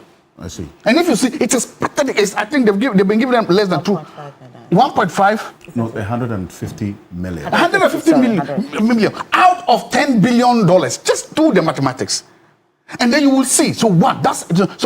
Funding as a measure of political will to fight galamsey and this government has been meager. So this is what Park Osishan, who speaks for the ministry, said. Okay. That the sector minister never quoted this figure, the 10 billion. So it means TV3 was wrong. No, but he just clarified that. Okay, good. During the recent media appearance, that he explained that the reports misrepresented the minister's comments. Specifically, that indicated that they needed $10 billion to fight illegal mining. What he said was that if we were to quantify the financial implications of dealing decisively with the environmental crisis, even in the country's entire budget may not suffice. Okay. So he didn't provide a figure for fighting it. He didn't. Yes. Okay. So TV3 is wrong. Okay. Or TV3 must correct this. Okay. That's what I'm just telling you where I picked my source from. That was clarified eventually. I understand. Okay. So I'm saying that still. He said it, if the whole of the Ghana's budget could not support it. If the whole of Ghana's budget is sorry, we have been giving 50 million in this. That is woeful and that is mega. As a component of what? Empirical, political, what it is. 2, if today we have men and women in this budget is making arrangements to buy 2 presidential jets, luxury presidential jets. The same government that is making plans to buy 2 luxury jets cannot provide common bulletproof vests for forestry guards to protect their lives. Where lies your priorities, Mr. President, Mr. Government? There are men and women in the forest now risking their lives. Meanwhile, you have budgeted. In fact, the presidential jet has just come back from repair. We've been told that it is a mint condition as returned. You are still saying that you want to buy 2 more presidential jets. So by the time you finish, you will have 3 luxury presidential jets. Meanwhile, where in the budget is the 2 more presidential jets captured? We've been told that they're going to buy jets. I am saying that some of them, they said luxury jets. I'm saying, how many jets are they going to buy? How many jets did they say? Okay, how many jets did they say they're going to buy? Dr. Zato, you made a statement, and I'm asking you, where in the budget is it captured that 2 presidential jets are going to be bought? Okay, so the budget said they are going to, under the budget for the minister, the Ghana Armed Forces, the Minister of Defense, they're going to buy jets. Are they not buying the jets? Did they say they're going to buy jets? Yes, they are not fighting against it. For the Air Force there. Now, I'm saying that some of the jets they mentioned there are luxury jets. If not, tell me which jets they are buying, which ones is not luxury. Let me make my point. Now you are planning to buy this jet. Why didn't you do this last year, November? See, Martin, I didn't say anything when talking. So can I make my points? Can I make, please? I didn't do this. Today you are saying that you want to buy these luxury jets. Meanwhile, common forestry people do not have a bulletproof, and you are saying me that. So where again is the political will? It's non-existent. 3, you move down to something that is very important. We were also promised by this government that when they come inside, they will arrest the kingpins behind Galamsey. We were told that if they will make sure that the big men who have the money to buy excavators, to buy these things, will be arrested. How many kingpins have been arrested so far? And it seems that kingpins has come to define Akonta Mining. Yes, Akonta Mining has been arrested. What's his name? Chairman Wontumi is facing trial fine. Is he the definition of kingpins in Ghana? Is he the only one? Where are the others? So far, how come that no other kingpins financial accounts have been frozen? So far, how come no other kingpin has been arrested? So far, how come that the people, if we're told, in fact, before the election, we told that the Frimpong Boateng report was was read like a Quran, was read like a Bible to us. Even if there were kingpins in that budget, where are they? In that document, where are they? How come we've not seen? Because look, most of these people, about 1,600 people that you say you've arrested, we know that none of those people can buy an excavator. None of those people can buy a Land Cruiser to go in. None of those people have the money to buy a lease. So the people who can buy the excavators, the people who can get the lease, the people who can buy the Land Cruisers, the people who have the money to finance to back the funding, where are they? Why are they not arrested? That is also a component of political will. And if you take that as a component of political will, again, the response has been one, pathetic and a failure. And you come down again. I've said that, look, why don't we, when the helicopter crashed and killed those patriots, we all set it up. Why don't we declare at least a 1-year complete moratorium on surface mining? Why don't we, as a memory to them? Earlier this week, one of the people who was convicted of killing Major Mahama was freed by a court. Fine, that's a court legal system. But when Major Mahama died, we said never again. They never again became, then this people died, we said never again. Name somebody has died again, we say never again. When are we going to demonstrate the political will that when we say never again, it's true, we mean it? And so when you put all this together, the lack of funding, the lack that this idea that there's a political will to fight Galamsey today is a farce. And that is the problem. The problem lies in there. You can round out 1 million of these guys and listen, they are not fine. If you take 1 million off the street, off the side, another 1 million will come. They are young, they are youthful, they need money, and Galamsey promises them quick returns on their money. If we are really serious as a country, one of the things we must ensure is that we start at Gold Board. I've said this and I'm saying it again. Gold Board funds Galamsey because Galamsey Gold finds its way into Gold Board. I want to know. If you just let me develop then you understand what I'm saying. You made an emphatic statement. Yes, and I'm telling you what. Let me explain that funds Galamsey because Galamsey Gold finds its way into Gold Board. Is there any evidence to that effect? That's what he's trying to let him explain. There is a value chain of gold under Gildo law, and we are told that one, they are licensed miners. They license. Licensed miners sell to licensed buyers. They buy. Licensed buyers sell to Gold Board. So if you look at that value chain, the value chain is saying that everything on that line is dealt by what? Licensed people. Okay. Galamseyers are not licensed. Yet they have gold. So the question is, what happens to their gold? What happens to their gold? Because the law doesn't allow them to hold gold. Exactly. So what did they do with their gold? That's the question I'm asking. They mean that one way or the other, the gold, they have to make money. See, when somebody is doing Galamsey, the person has invested. The person must recoup the money. If it's not lucrative, they will not buy an excavator and take it to the forest. So what happens to the illegal, let me say the Galamsey gold they get? What did they do with it? So it ends up. Is that the evidence that you put to the argument, the statement that you made? My theory and my hypothesis is that gold, that Galamsey gold, finds its way one way or the other into the the gold purchased by Gold Board. How do you know that? So what happens to the gold? If Gold Board tells us that, if you're asking me a question, so what happens? Secondly, and I'm there saying, have how do been you a know lot that? of academic studies. There have been a lot of academic studies that have made this. If you just Google, if you just Google gold funding and how gold was done, you will see that gold funding and what actually pushes Galamsey.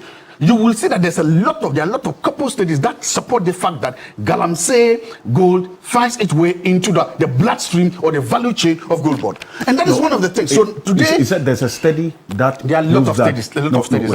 There's a study that proves that. A lot of studies. Now I'm coming. Now let me ask you a question. There's a study that a lot of studies reveals that the Galamsey gold finds its way to Gold Board. There are a lot of studies that demonstrate, that shows that Galamsey gold finds its way into the value chain of the gold that Gold Board buys. Yes, because what happens? Can you point out one study to me? Let me finish. I'll just find a study. I'll do that. I'll do that before we close. But let me go home. Yes. So the question we are now saying is that part of the high volume gold prices is what is doing this. So how then do we make sure this doesn't happen? How then do we address this problem? If we are a serious country and if there is that strong political will to fight this Galamsey, then one of the things we have to then do is to say that, wait a minute, a number of things. One, demonstrate real political will and declare a targeted state of emergency.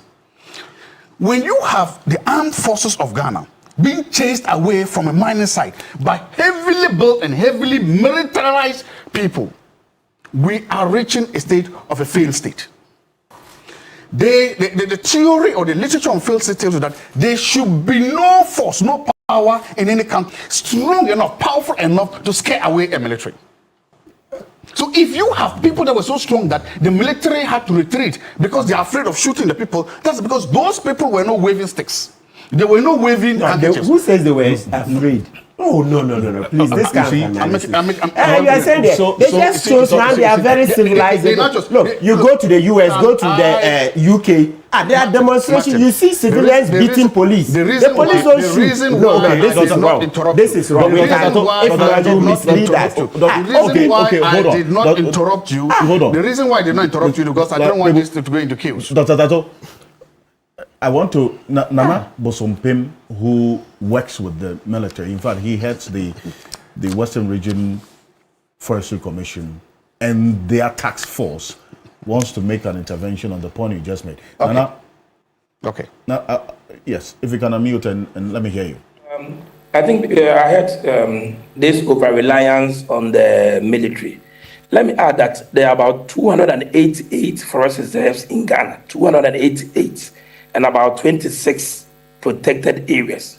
Let us bear in mind that 9 months cannot be in these 288 forest reserves and protected areas at the same time. Like I did mention earlier, the unsung heroes of this fight against illegal mining in forest reserves have been the forest guards or the Forest Commission staff. Now, I did mention earlier that when you come to the Western Region, for instance, there are about 18 forest reserves. Of the 18, some have been categorized as green. Green means the forest guards are doing a good job by keeping the mining under control without any ammunition or so, but they're able to deal with it. We have also the yellow. The yellow means the same Forest Commission staff, the forest guards supported with the Forest Commission's own rapid response teams have been fighting to keep the mining under control. And we have the orange or the chrome yellow, where it has the potential to turn violence. And in this case, we are still using the Forest Commission staff and the rapid response teams, except that in areas that we need about 1 to 3 teams, where it is categorized as yellow, we will need about 1 to 6 teams to be able to fight off the menace. And there are areas categorized as red zones. The red zones are areas that the people are many. You can go and meet 2,000 people, they are armed, and it always has the potential to be violent. If you look at the 18 forest reserves in the Western Region, only one, Subi River Forest Reserve, the home of Abraham crime, is what it categorized as red. That has the potential to be violent, and for that matter, we will need the protection of the military to be able to undertake our constitutional mandate in protecting the forest. So there isn't anything like over-reliance on the military. If you take the 17 forest reserves in the Western Region, our officers are the ones doing it. Except that you don't see them on the screens like 9 months, except to the few pictures and videos that I shared with you. But in certain instances where the people are many and the miners have that tendency to be violent,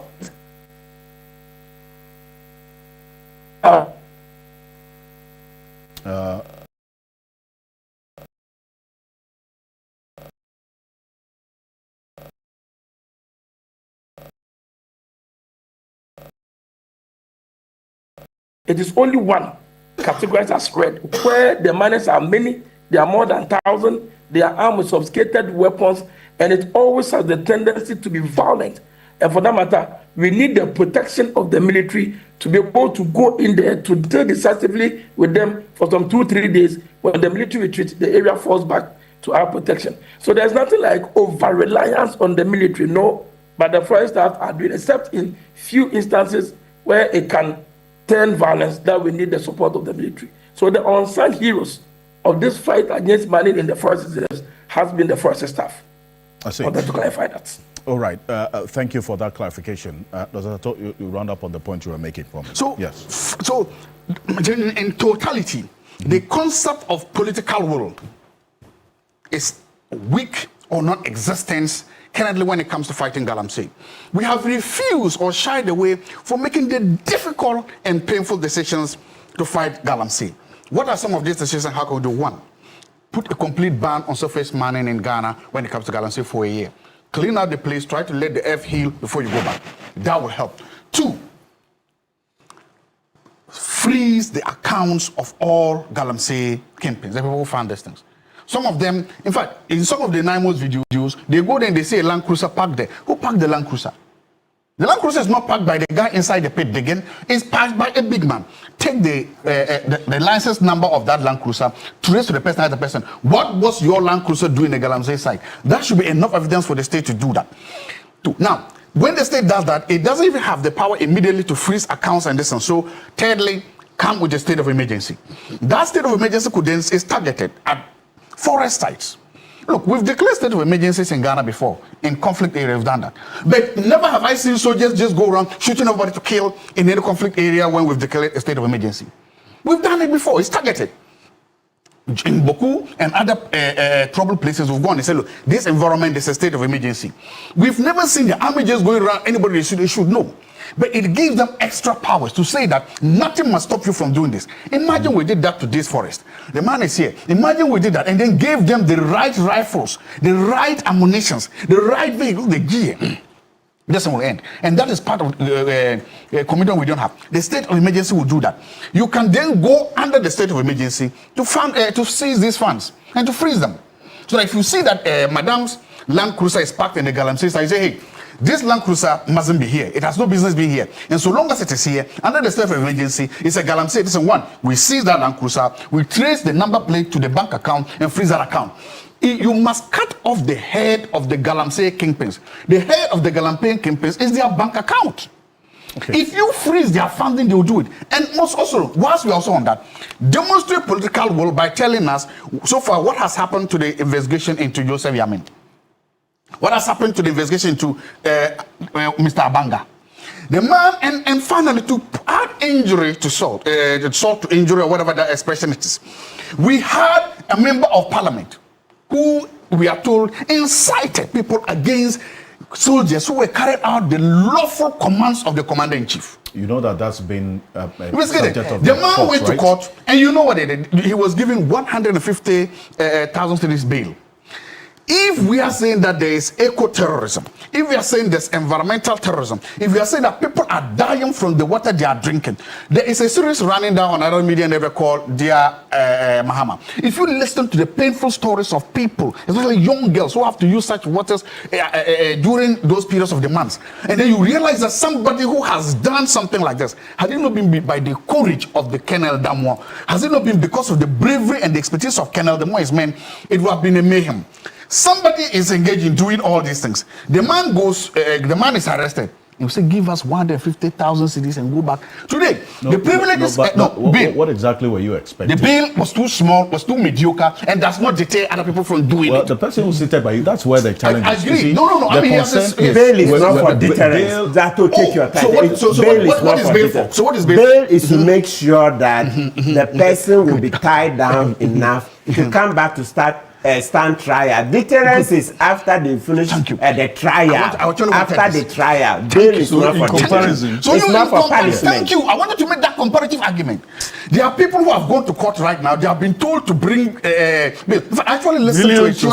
I've actually listened to people who have. There's a theory being proposed that it's one of the by these agencies or ministers that they look at the amount of work that have been done and give you. Now you are telling me that telling people to rise up against the lawful Ghana armed forces in the lawful conduct of their duty is only one. That is if the person is actually proven to be. The point I'm asking is that will you see how much?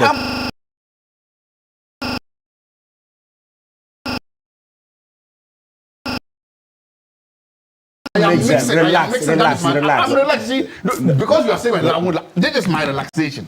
You know that. You are mixing them. Of course, I'm mixing them to make a point. The point I'm making is this. When it comes to certain people's, certain ideas, you realize that the bail conditions are not even a case glove on the hand to go. Meanwhile, when it comes to some people, the bail conditions in this country by our coercive forces are a punishment in of themselves. So we are seeing the weaponization of bail services in Ghana to punish political opponents and reward political friends. Okay, because you're bringing in why is Parliament a privileged committee? Yes. Why hasn't the Parliament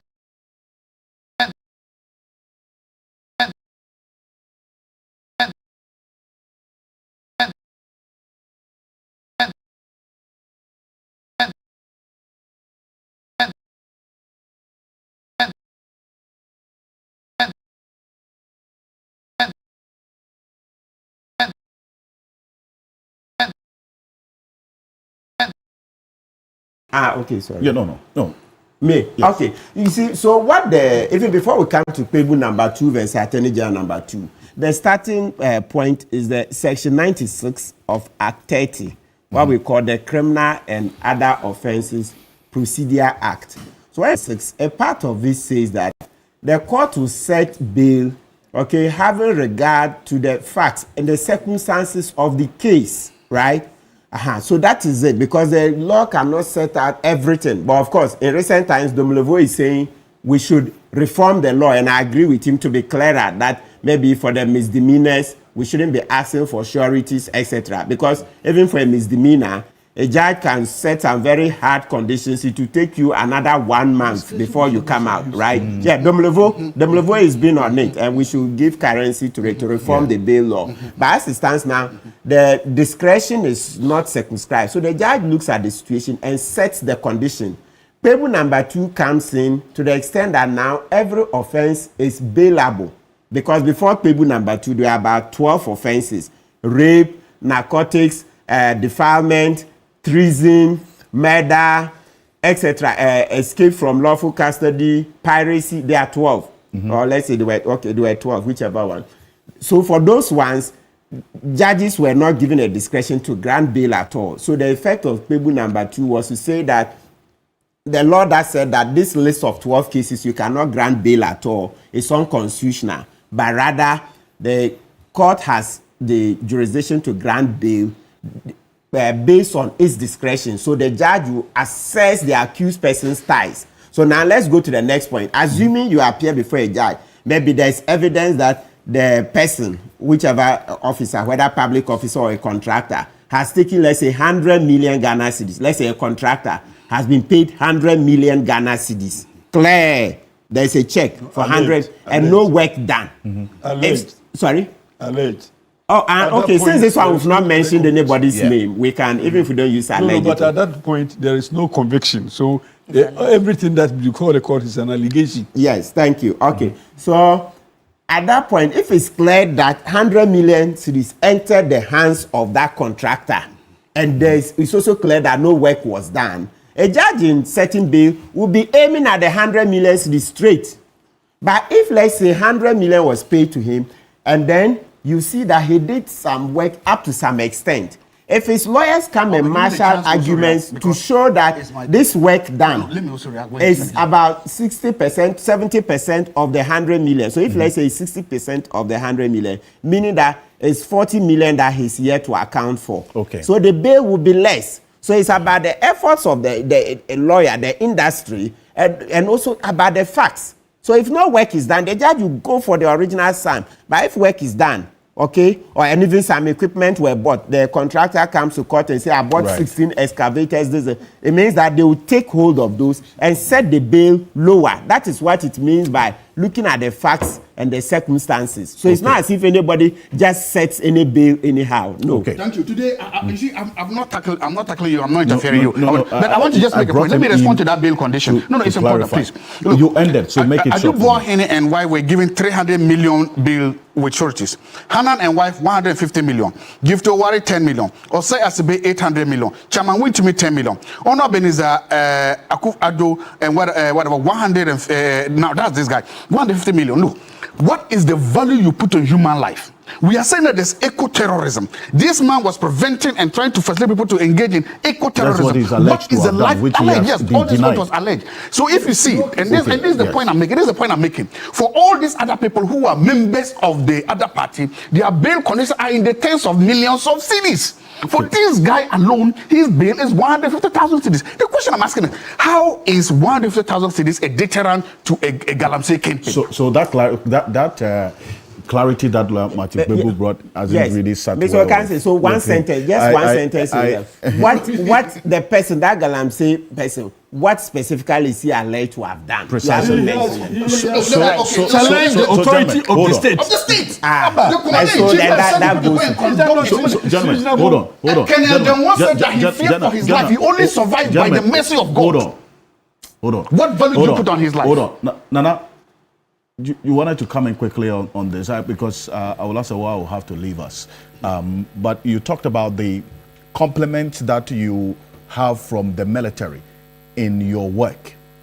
Now, how has the withdrawal of the military in any way affected your work as a task force clamping down on illegal mining? Yes, thank you so much again, Alfred. Like I did say earlier, there are a lot of forest reserves in Ghana, 288. Only a few have been categorized as red zones. In fact, red zones means you may have miners more than 2,000, sometimes upward of 5,000, well-armed, sophisticated, and they have that tendency to be violent. If you take Western region, if I put my entire forest staff in the Western region, we will not even number up to 200. So just imagine bringing the entire Western region, going to a forest reserve where you may have an upward of 2,000, 3,000, up to 5,000 illegal miners with their own security well armed. That would be a strategy dead on arrival. So in such circumstances, we need the complement of the military. And then when they come, it's not that we need the military alone to go in there and flag them out. We go with them, we lead the operation, we direct, except that the military also comes with sophisticated weapon, a lot of men, to make sure the forestry officers are protected to discharge their mandate. So, like I did say earlier, we've had the military support for a long time. It was in only 2022 that they were withdrawn. So that interregnum in military support, they realized that now forestry officers are unarmed, unprotected, and they are on their own. And that would definitely embolden the miner to take on forestry officers. Like I did say earlier, there are some areas when they see forestry officers, they run away. They run in all directions. But some areas, when they see a vehicle approaching, you see them muscular, well-built, standing there waiting for you. In fact, 2 weeks ago, I went to a community called Wasasamai that abuts the Subri Forest Reserve. We had miners have invaded the area. We were going to conduct an operation. We had a rapid response team with us. We got there and we saw the heavily built, so-called spiritually fortified men, a lot of people in there. Just the sight of them, I had to order my officers to withdraw. Because if they go in there, I will surely put their lives in harm's way. It is in such instances that we need the support of the military to be able to flush out the miners. But like I say, it will not be an over-reliance on the military. Because if you look at the period between 2022 to 2026, where mining and forest reserves were at its very zenith, we had no even the military support. All the hundreds of excavators that we immobilized, it was done solely with the Forestry Commission staff and the Forestry Commission's own internal rapid response team. But there are some areas that we categorize as red zones, like you see in the Nkaria Forest District, where people are armed, people are shot, people are injured, like we see in part of a burning area where my officers always come and attack. These are the areas that we need the support to flush them out. And it's not like a one-man support. Sometimes just 2 or 3 day operation is enough to deal with the people and make sure you continue to patrol and secure the area and make sure the people never go. Take a case of a burning crime. the famous representation of ECOWAS within the Subri River Forest Reserve. The operation was conducted somewhere early March. To date, that slum has never been rebuilt because of constant monitoring, surveillance, and patrol by our officers. But like we did say, it has come to a time where our officers need to be prepared. They need to be well armed. They need to be protected.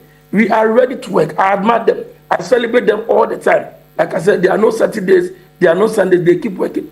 All we need from the state is to retool us, give us the weapons, give us the protective clothing, give us the armors, the bulletproof helmets and the armors, and we can go there and fight without let up until the last vestige of illegal mining is rid of from our forest reserves. Quite a number of the messages coming through, and then we'll read them. Someone within the military says, you don't lead an operation when the military is involved. Once you invite the armed forces, it means that the situation is over your control, so the armed forces will take over. Right? That's somebody also high up in the military who has also sent me this. That clarifies a point that you were making earlier. Yes, let's just train our police. Let's do that. This one also, well, Professor Stephen Kweku-Asare, good morning to you. Professor Kweku-Asare is watching us right now. He says, good morning, Alfred. Ask Martin Kpebu if he thinks our laws are meaningful.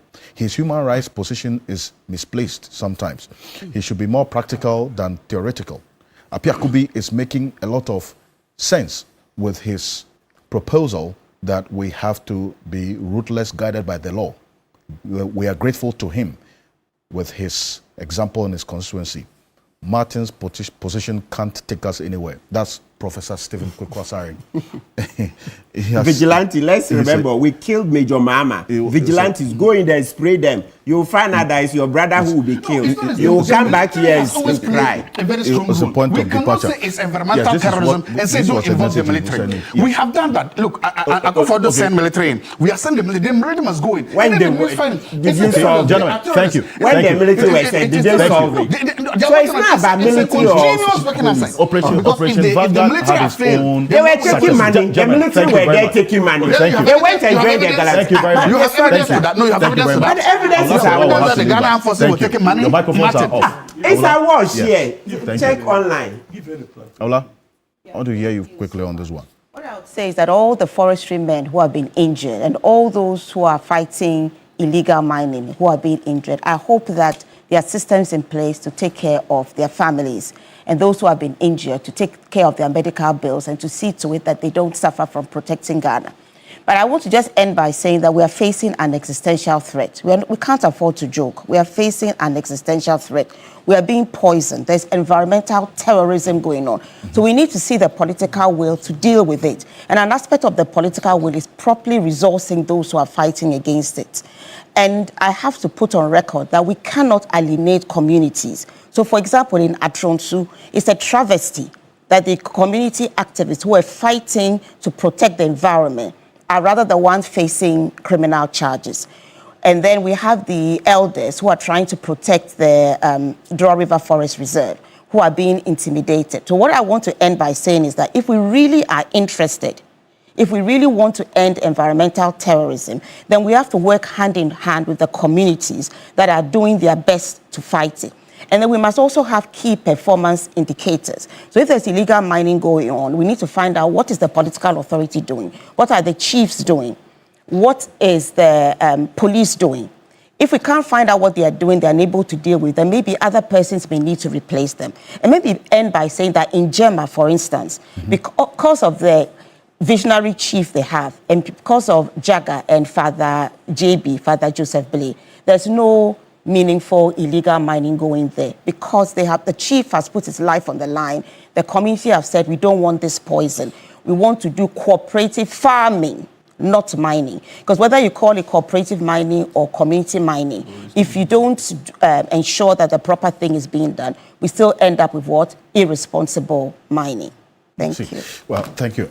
Now, Honorable Apia Kubi, Now, Professor Stephen Kwaku Asare sent a message referencing a point you made earlier about the path to take in this fight. Yeah, that's a clear departure from what Matupebu was saying earlier. But that's correct. That's the way to go, in his view. Yes. And again, I will want to re-emphasize that by saying that what we have done and been successful in the past, let us continue to develop it or use it. In my constituency, we have used the local people to fight, and we have been successful until recently. And I want to reassure the youth of Amantanamai and Owermai that I'm still available. I will work with them and I will support them. If there are any problems, I'm prepared to support them. That community protection has worked up to now, except that somebody will say that I am no more the member of parliament. Yes, that is a fact. But I am also the environmental crusader that I was before. And indeed, I am a member of the community, so I'll always be in support of any initiative that will fight against the illegal mining. And lastly, in my community, we don't do mining. We have tried to ward off any attempt of the Galamseyers to come. Some of the chiefs I know have been complicit in this new effort. Let the youth stand up against them. Let me on this occasion commend Nana Aguguhine. On one occasion, he called me that there is, to his knowledge, ongoing illegal mining. I should make sure that it doesn't happen. And indeed, we went there, we arrested them, we made sure that it didn't happen. Nana Kwaku Sapong, on this morning, I salute you for your direction and your support. I want to believe that other chiefs, if they follow his example, I'm sure we will be able to fight this menace. Not chiefs who are complicit because of their personal interest.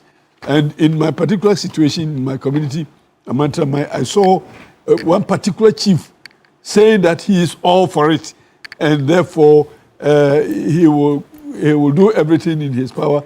Fortunately, the people's power is greater than the individual power. So let the people's power speak for them, and let them be assured that I will always be in support of the fight against Galamsey. I thank you very much, and I commend the youth who have done a yeoman's job and who has been inspiration to all of us to also come in their support.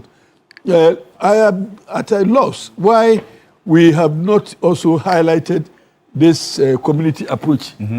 I am at a loss. Approach to the fight against Galamsey. Against Galamsey. At least you know that at least we were successful up till December 7th of 2025. So if we continue to do what we were doing, I'm sure we will achieve greater levels of success. So let the authorities also investigate the underlying spirit that supports this community initiative. That is very low on cost and also very safe and very enduring and very sustainable. Because we were able to sustain it over the 8 years, notwithstanding the pressure from even the Minerals Committee and the attempted inducement which didn't work. So I'm sure that that is the legitimate way to go. Let the local people also protect what is theirs and their forests and their lands. So, Alfred, I think that you will take up this mantle and advocate this community support. Even the forestry people, when they come, they still need the communities to support them, because when they come in the afternoon, they'll go and sleep. Some of these activities occur in the night, but the local people are always there. If they are so empowered to ward off these encroachers, then they will be sure that even when they are sleeping, there are people watching over for them. I have quite a number of people. You referenced, some suggestions by some persons within the military, and also receiving a number of messages from persons who are also serving in various capacities within the military. This one here says, kindly tell people that Galamsey fight is no more law and order. It has to be seen as a war. He should go back in history and read about the Sierra Leone civil wars, how it all started. If as a country we are going to follow Martin Pebu's stance, then we will be surprised at the outcome in the long term. The tactics they are now using is from operations in jungle tactics, booby traps, booby traps. Yes, I think it's the spelling. A lot of the military officers follow Key Point, but unfortunately we are unable to contribute on your platform for obvious reasons. People, okay. All right. The reasons are not obvious. So, as she says. maybe we should clarify this. When people are bold enough to confront state authority, then you must watch it. Yes. Very good. Look, let's everything in Ghana is going to be analyzed with a political lens, like what Dr. Zato did. Then we are far from getting it right. Mr. Okansi, let's give just 1 minute on this. Look, I think yes. Look. I think we shouldn't. Ghana is not the only country in this world. Look, let's be very blunt. You think the citizens see you have arms and the rest? This thing you are saying. Look, just even go online, Google demonstrations in the UK, US. UK, look, immigration crisis recently ongoing. You see citizens pushing police, and then the police just also push back gently. The police have arms, so they don't shoot. What is this fixation that because the military walked out quietly, that means the state has collapsed? Has the US collapsed? Has the UK collapsed? What is this just about shoot, just because you have guns? That's not how countries are run. You don't understand it. Look, go on the net, read why, then you see that you have the police power. The person gauges, they gauge the level of threat before they deploy. So if you see in that video, the Hwidiam one, the imam, the Muslim cleric, arranged that, okay, the police should, and the military should go. The military had their guns, but they know that, oh, it's a democracy, due process. We'll not just pray this. We should rather commend them and not say that means that the state has failed. It has failed. Why?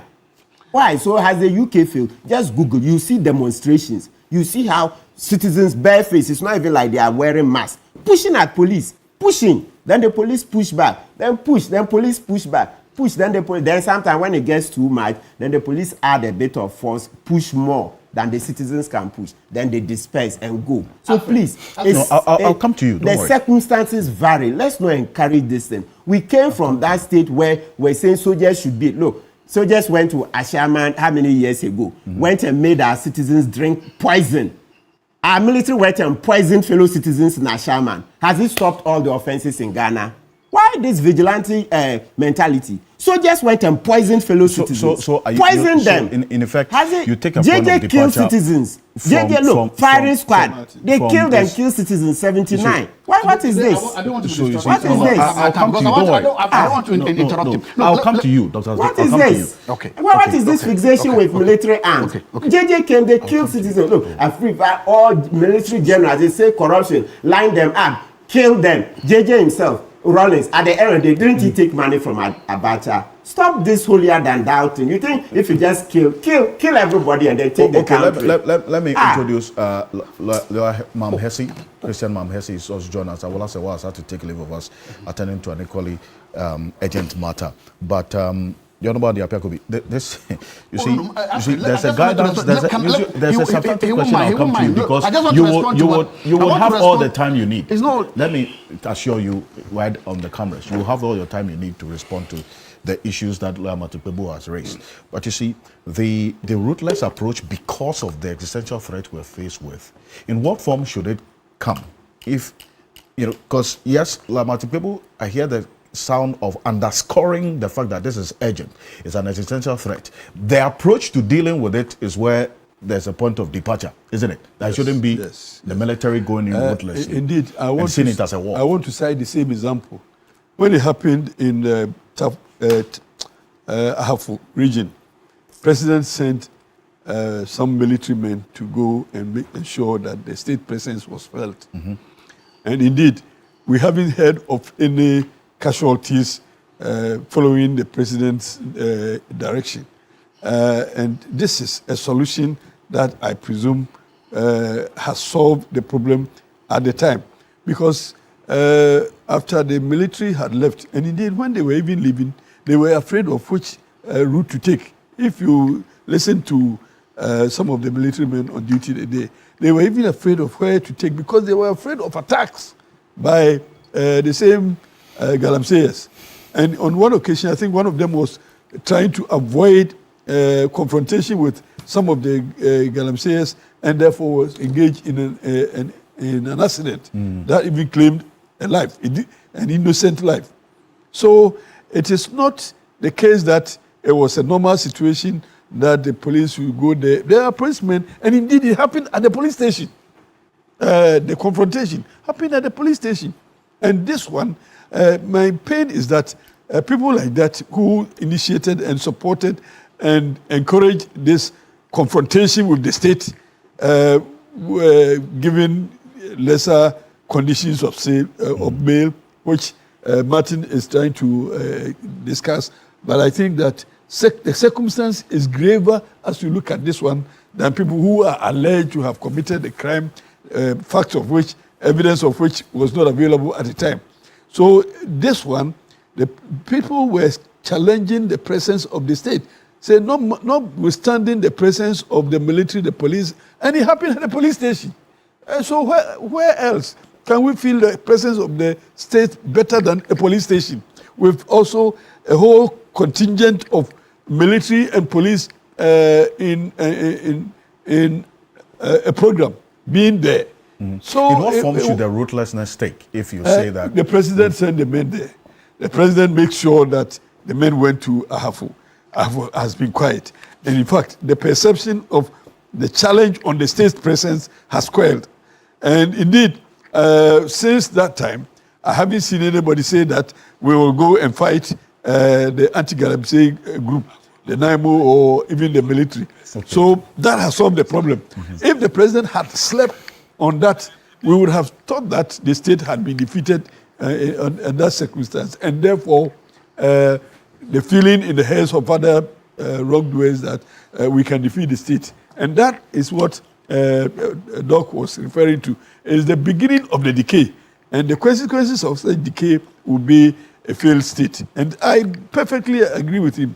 But again, I am not saying that we should over-rely on the military in matters within the state. No. And I started by saying that we don't have a normal situation. So unnatural situations require unnatural solutions. And that is why I was making those recommendations that the presence of the state must be seen at all times, and all members of the state must respect the presence of the state, notwithstanding how right you think you are. Until proven, you have to respect the presence of the state. And I believe that one very good example was to have shown these people that no, particularly even community leaders, show them that you cannot stand in confrontation with the state that gives us all the protection. So, and I side with Doc when he says that the bail conditions were, unusually limited. In fact, on that same part, Daryl Bosu, who is the Deputy Director of Arocha Ghana Environmental NGO, says, "Good morning, Alfred, and to your esteemed panelists. The point of the state supporting communities as a matter of priority cannot be overstated. The state must start protecting community defenders. We cannot always wait for NIMOS and water guards before communities are taken seriously." That's a question from Dr. Kwame Asante. Says, "I want to find out from Lawyer Martin Bibu, with the evidence of what NIMOS is doing, Blue Water Guards, EPA, and IGP Task Force all together, with all what is going on, it doesn't appear to deter people engaged in illegal mining from stopping. Why?" Yes. This is to you. I have a prize for those who protected it. Let me just announce my prize. And my colleagues who are from Asante Achim North, and particularly from Amantama, and in particular the people that I see in the video, I make a personal contribution of 10,000 Ghana cedis for them to collect anytime from today. I see. Okay. So there's a video which we're going to play. So they said these persons in this video, you're giving them 10,000 cedis. 10,000 cedis. Right, as a way of motivating them to get involved. Yes. The community get involved in the fight against Galamsey. Okay. So that's a reward from... You just say we're going to come to me. Yeah, there's a text that requires my answer. You see, you're even making you distracted. I forgot. What's the question? You said, why didn't those things succeed? The simple answer is that we didn't have enough men to position them there So you see now, NIMOS is an extra force, and they say they are even going to ramp up the numbers. So when you ratchet up the numbers, then you have a permanent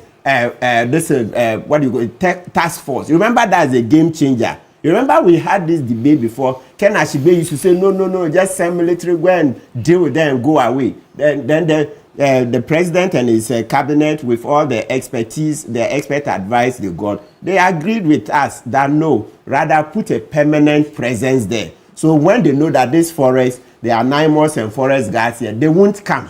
They won't come. That's number one. Then number two, Honorable Pierre Kubi, the Sierra Leone example you gave, that was an insurrection. Oh. It's an insurrection. Let's not rewrite history in a different way. It's an insurrection that engulfed the whole country. It's not like the case of illegal money here. And those of you saying it is war, please. War, when you say war, it's a technical word. I beg you. We all want to fight it. But sometimes when you come and then we talk too emotionally, we'll lose the focus. Right now we have NIMOS. Let's be scientific. Scientific. What we should be saying is that ramp up the numbers for NIMOS, do the resources, have media embedded with the team. It's a war. Do you know what is war? There's something that Martin is doing this morning. He's trying to whitewash what happened in Hafu, and that is completely disingenuous. We are trying to. No, I'm being honest here. Look, this is survived by the mercy of God. And I think we just moved on that point. No. You know what is war? Hold on, gentlemen. Hold on. I think we moved on that point. What I was asking specifically about is the extent of the involvement of the military. This point, we've moved on to it. If I ask the question about if we're dealing with this ruthlessly, in what form should the ruthless approach be? So simple answer. That's all. So let me give my answer. Yes. Good. It should be targeted state of emergency in these areas. And in these areas, the soldiers should be given the right to shoot and kill to any man or any woman who raises a rifle or a gun at them. They should be given the right to shoot and kill under those state of emergency. Because if you are innocent, why are you carrying a gun in the forest? If you are not an agent of the state, why are you also carrying a gun in the forest? You will say you are a hunter. Soldiers, no hunters. Soldiers, no hunters. So no soldier will see a hunter. Listen, these are the Ghanaian soldiers are some of the best trained soldiers in the world. The UN has confirmed that in all their peacekeeping missions. We have an officer here. This officer is in the forest. He knows hunters. He will not see a hunter going to shoot hand and shoot the person. But if they also see an enemy, the enemy, look. He's a father. He's a son. He has children. You want him to go inside there with that a vest, even the common vest, and then somebody will shoot and kill him. Look, somebody just died in the line of duty. Now maybe they are widows and their children orphans there. You want them to go there and make this. We have been told again and again. There was a report that says that. There's a report that says that when they were going to one of the mining sites, it took strongly built men in army to literally make them retreat. That is apart from the Hafoteng, or is it the same place? And you are now telling us that we should walk inside there with six. And look, even in the United States, so police have shot protesters and killed protesters in the United States. It doesn't make it and right. They do good, but you shouldn't make it look like when you are protesting in the United States, it's just a walk in the park. No, police are doing it, and they are still doing it. They have shot and killed protesters in the United States, and Black Lives Matter protesters have been shot and killed in the United States. It has happened. So I want us to make the point.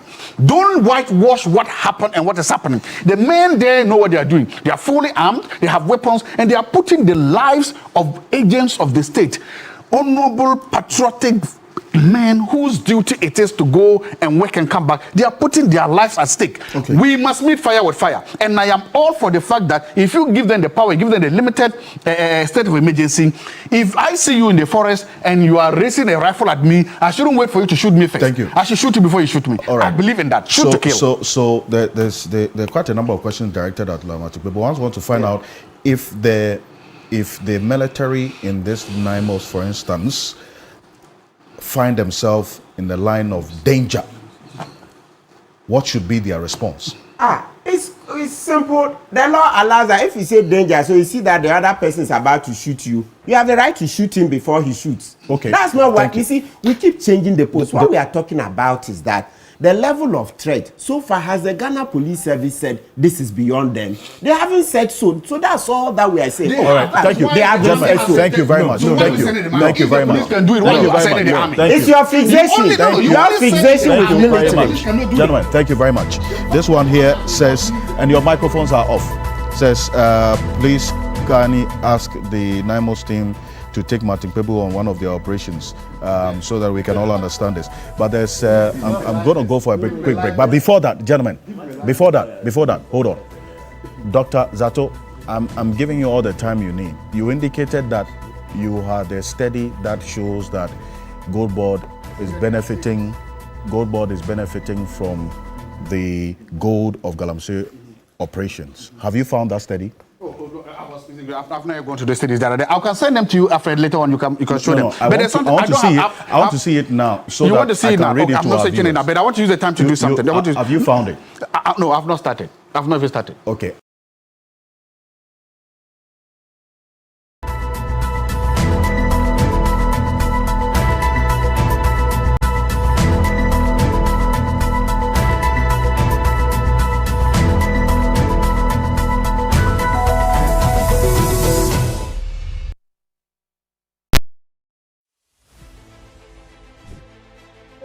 From the Takoradi Market Circle. From the heart of the Upper West Regional Capital. From the heart of the Ashanti Kingdom. Reporting from Sunyani.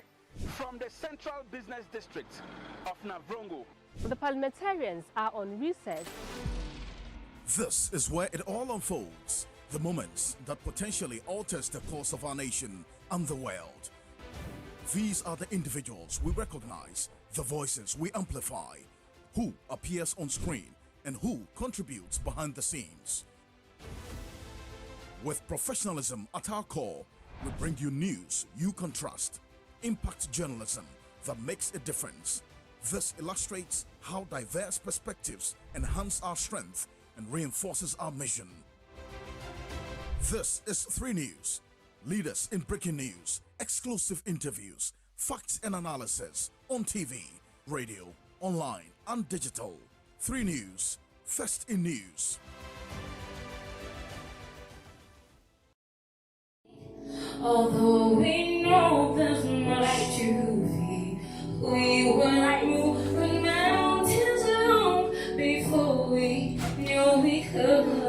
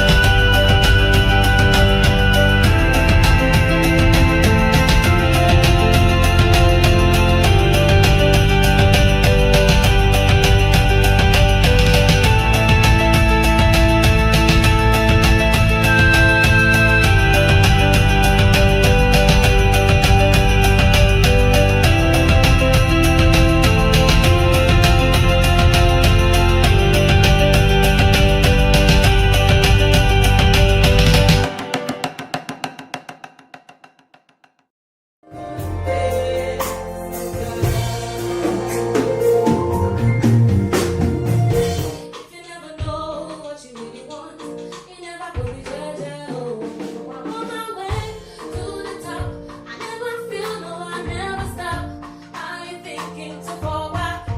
Keep on moving, I'm on track. I'm on my way to the top. I never feel though I never stop.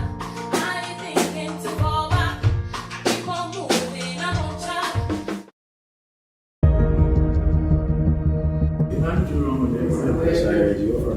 Yes, ma'am. I'm just gonna take you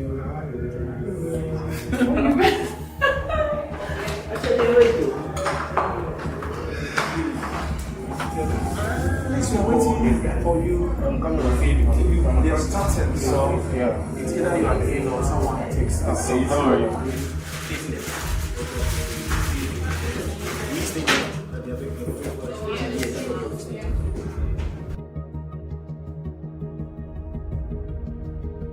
stage vibing. Godwin is also vibing with the contestants.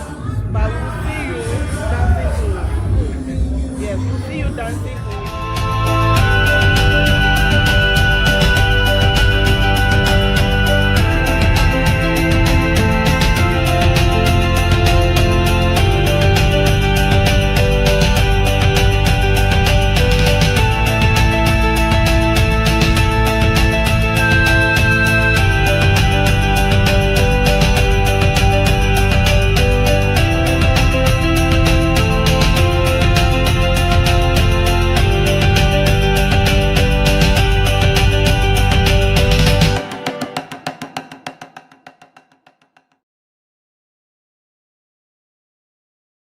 Maybe you can shout out as Godwin and the contestants. Then Godwin will respond and then he'll start his line. You know Godwin start.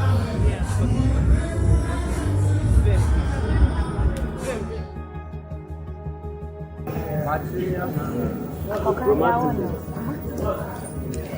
That goes beyond headlines. The MG monthly dialogues on lifestyle audits, reimagining public service ethics, join leading voices in governance and accountability. Dr. David Ofosu-Dotte, renowned governance and legal reform advocate, Daniel Yahudumlevo, former Auditor General of Ghana, and lawyer Martin Pebu, with a keynote address by Mr. Joseph Whittle, Commissioner of the Commission of Human Rights and Administrative Justice. It's happening Monday, 24th November 2025 at the Executive Theatre, TV3 premises, Kanda, Accra. Brought to you by Media General, TV3, 3FM, and 3news.com. MG Monthly Dialogues. Integrity is not declared, it's verified.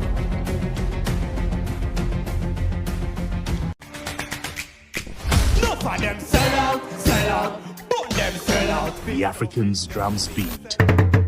They don't beat for the money it brings. They beat for the respect, for the honor, and the pride. Join us on the African Night as the contestants perform songs from across the continent. Cause all I ever had, redemption song. Don't miss the music, the culture, the inspiration, and the rich diversity of Africa, who will connect with the heart of the judges and who will truly inspire a continent. The Sunday at 8 p.m. only on TV3. Audience must be seated by 7:30 p.m.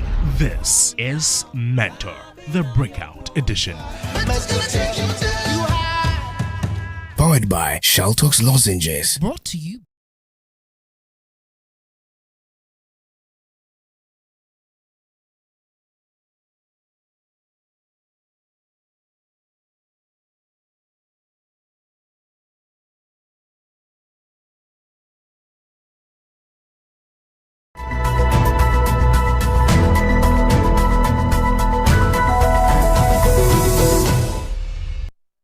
Welcome back to Key Point on TV3. We're live on 3FM 92.7, also on TV3 Ghana on Facebook and on DSTV channel 279. We're all across the world on 3news.com, on the Voice of London Radio in the heart of the City of London and Voice of London Television as well. And let me discharge Nana Bosompim, who is the Western Regional Manager of the Forestry Commission. Nana, thank you very much for spending this morning with us. I know you had to be on an operation, but you also decided to spend some time with us. Thank you so much for joining us, Nana Bosompim there. I see a number of your messages. I'll read them, I promise you, on this Galamsey matter, which we are rounding up on. We need to move on to the next issue. But before that, the management of TV3 noted with concern, as many of you, our cherished viewers and Ghanaians, also did see a video circulating on social media of personal exchanges between two of our guests last week, recorded inside this studio during a production break. We were on a commercial break when this video was taken. Immediately upon becoming aware of the video, management engaged all persons and the guests who were exposed in the said video or captured in the said video to address their concerns and provide assurance on management's commitment to their safety, as well as strict handling of this particular incident that occurred last week. Indeed, the management of TV3 is fully committed to ensuring peace between the respected persons involved. These are our two guests last week. We're glad that in the spirit of humility, mutual respect, and brotherliness of our esteemed academic scholars, they have reconciled their differences and have also committed to repairing the relationship and whatever occurred that might not have been in good taste, as you have seen. I have the two gentlemen, our esteemed academics, and our guests who were with us last week. They are with us in the studio this morning. And we're grateful to you, Dr. George Domfe, and then also to you, Professor Ransford Jampo, for this gesture. Before I bring them in, I'd like to emphasize, as indicated by management earlier this week in that statement we put out, this unauthorized recording by an individual's phone and subsequent distribution is a breach of TV3's editorial and studio production protocols. And so management commenced full investigations in collaboration with relevant security agencies in this country. That's how serious we take this matter. We have taken appropriate deterrent sanctions, legal and protocol enhancements to prevent the recurrence of this issue. Media Journal remains committed to the highest standards of professionalism, open to divergent views, as you have seen, ethical journalism, and content integrity. That I want us all to bear in mind.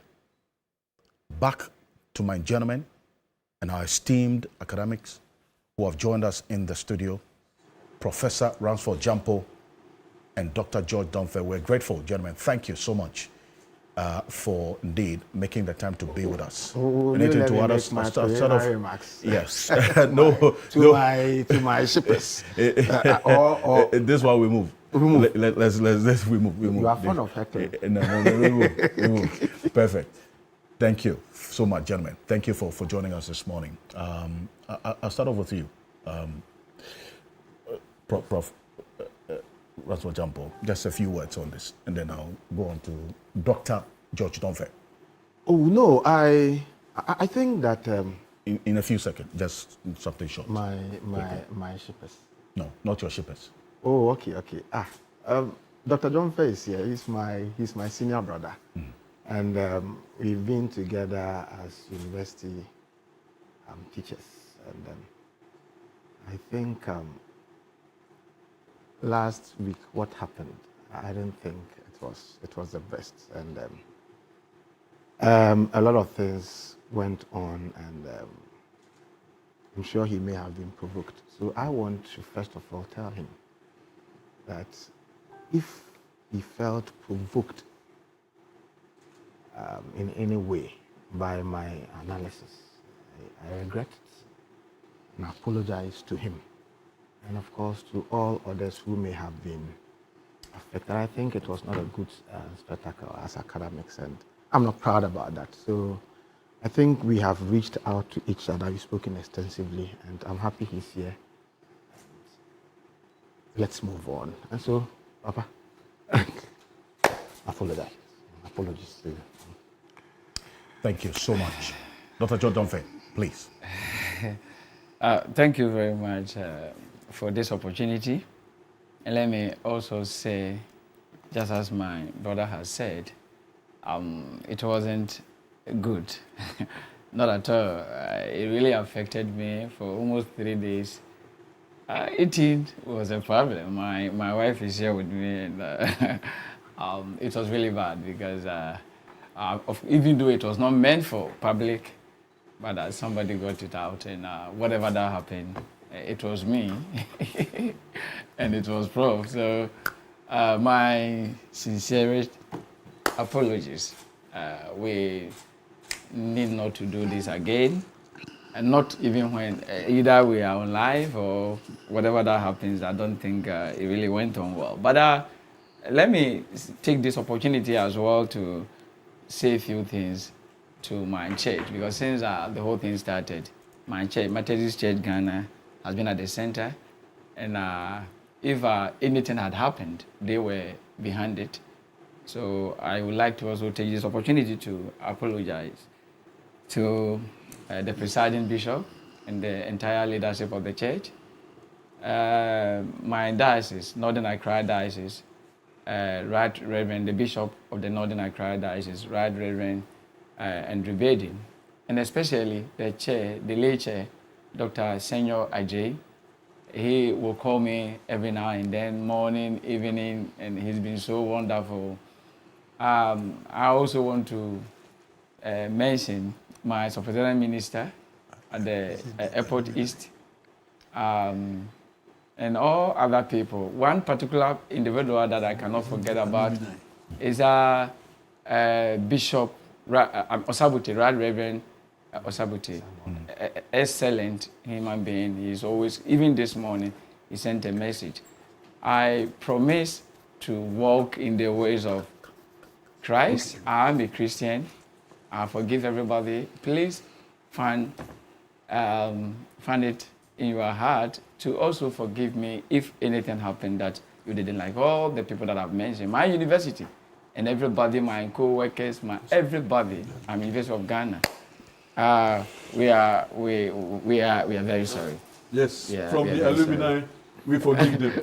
Let it not happen again. And both of them are my junior brothers in the university, and alumni is here represented. Let it not happen again.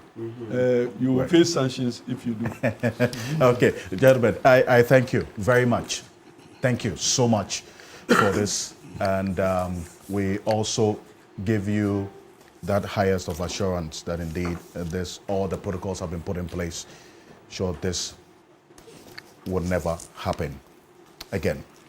Now, you're still live here on Key Point on TV3. We're live on 3FM 92.7. Also on TV3 Ghana on Facebook and on DSTV channel 279 all across the world on 3news.com. There's an exclusive holiday tour of Dubai coming up.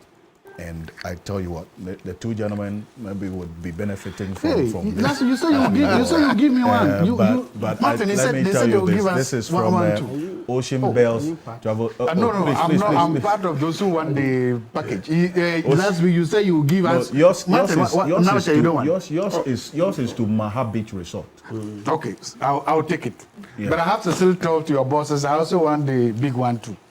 Martin, maybe we should do something. The Ocean Bells Travels and Tours affordable tickets onto this exclusive holiday tour to Dubai between the 23rd and the 27th of December. 4 nights of unforgettable celebrations, return transfers from Dubai International Airport, desert safari with barbecue dinner, and live entertainment on sharing transfer, half-day Dubai City tour on sharing transfer, Marina Do cruise with buffet dinner and live entertainment on sharing transfer as well. I'm talking about Ocean Bells Travel and Tours. When you call them, tell them that you heard us talk about it on Key Point, and every ticket you buy to any destination, you get a 10% discount. They have partnerships with Emirates, Qatar Airlines, Brussels, Turkish Airlines, Ethiopia Airlines, Askai, Egypt, TAP, Portugal, South Africa Airways, Kenya Airways, Royal Air Maroc, Africa World Airlines, Air Peace Airlines as well. Call them on these numbers 059 397 2767. 059 397 2767. And also 0242 037 280. 0242 037 280. That's Ocean Bells Travels and Tours. And also for the Mahabich Resort, which Dr. Zato is just reminding me about. That's an exclusive Christmas store. Your matter no day inside. This is between me and Alfred and Dimitri. Even if you want, everything you want some. Yeah, of course. I want good things. Yeah, good things. I want good things. Some. So my submission is disqualify all those who are seeking on-end positions. Oh, no, Thank you. Senior, like, this one is end. He promised us last week. Ask him. He did. He promised. This one is end. Okay. Because I'm a senior, I think I'm the better. Indeed. Senior, you let's celebrate this Christmas holidays like never before. Book 2 nights and get the third night free with meals exclusive starting from 4,500. I'm talking about the Mahabich Resort. Early bird discount, book and pay before the 31st of this month and enjoy 20% extra discount all on us here on Key Point. That's Mahabich Resort. 0540 124 114 0540 124 114 for some more details. And if you see this on the table, it's because it's coming from the University of Ghana. There's a lot to talk about this morning with the University of Ghana. Yes. Yeah, so it's your water. Yes. All students of the only University of Ghana, please take this one. Yes. UGL Premier Fresh, natural mineral water.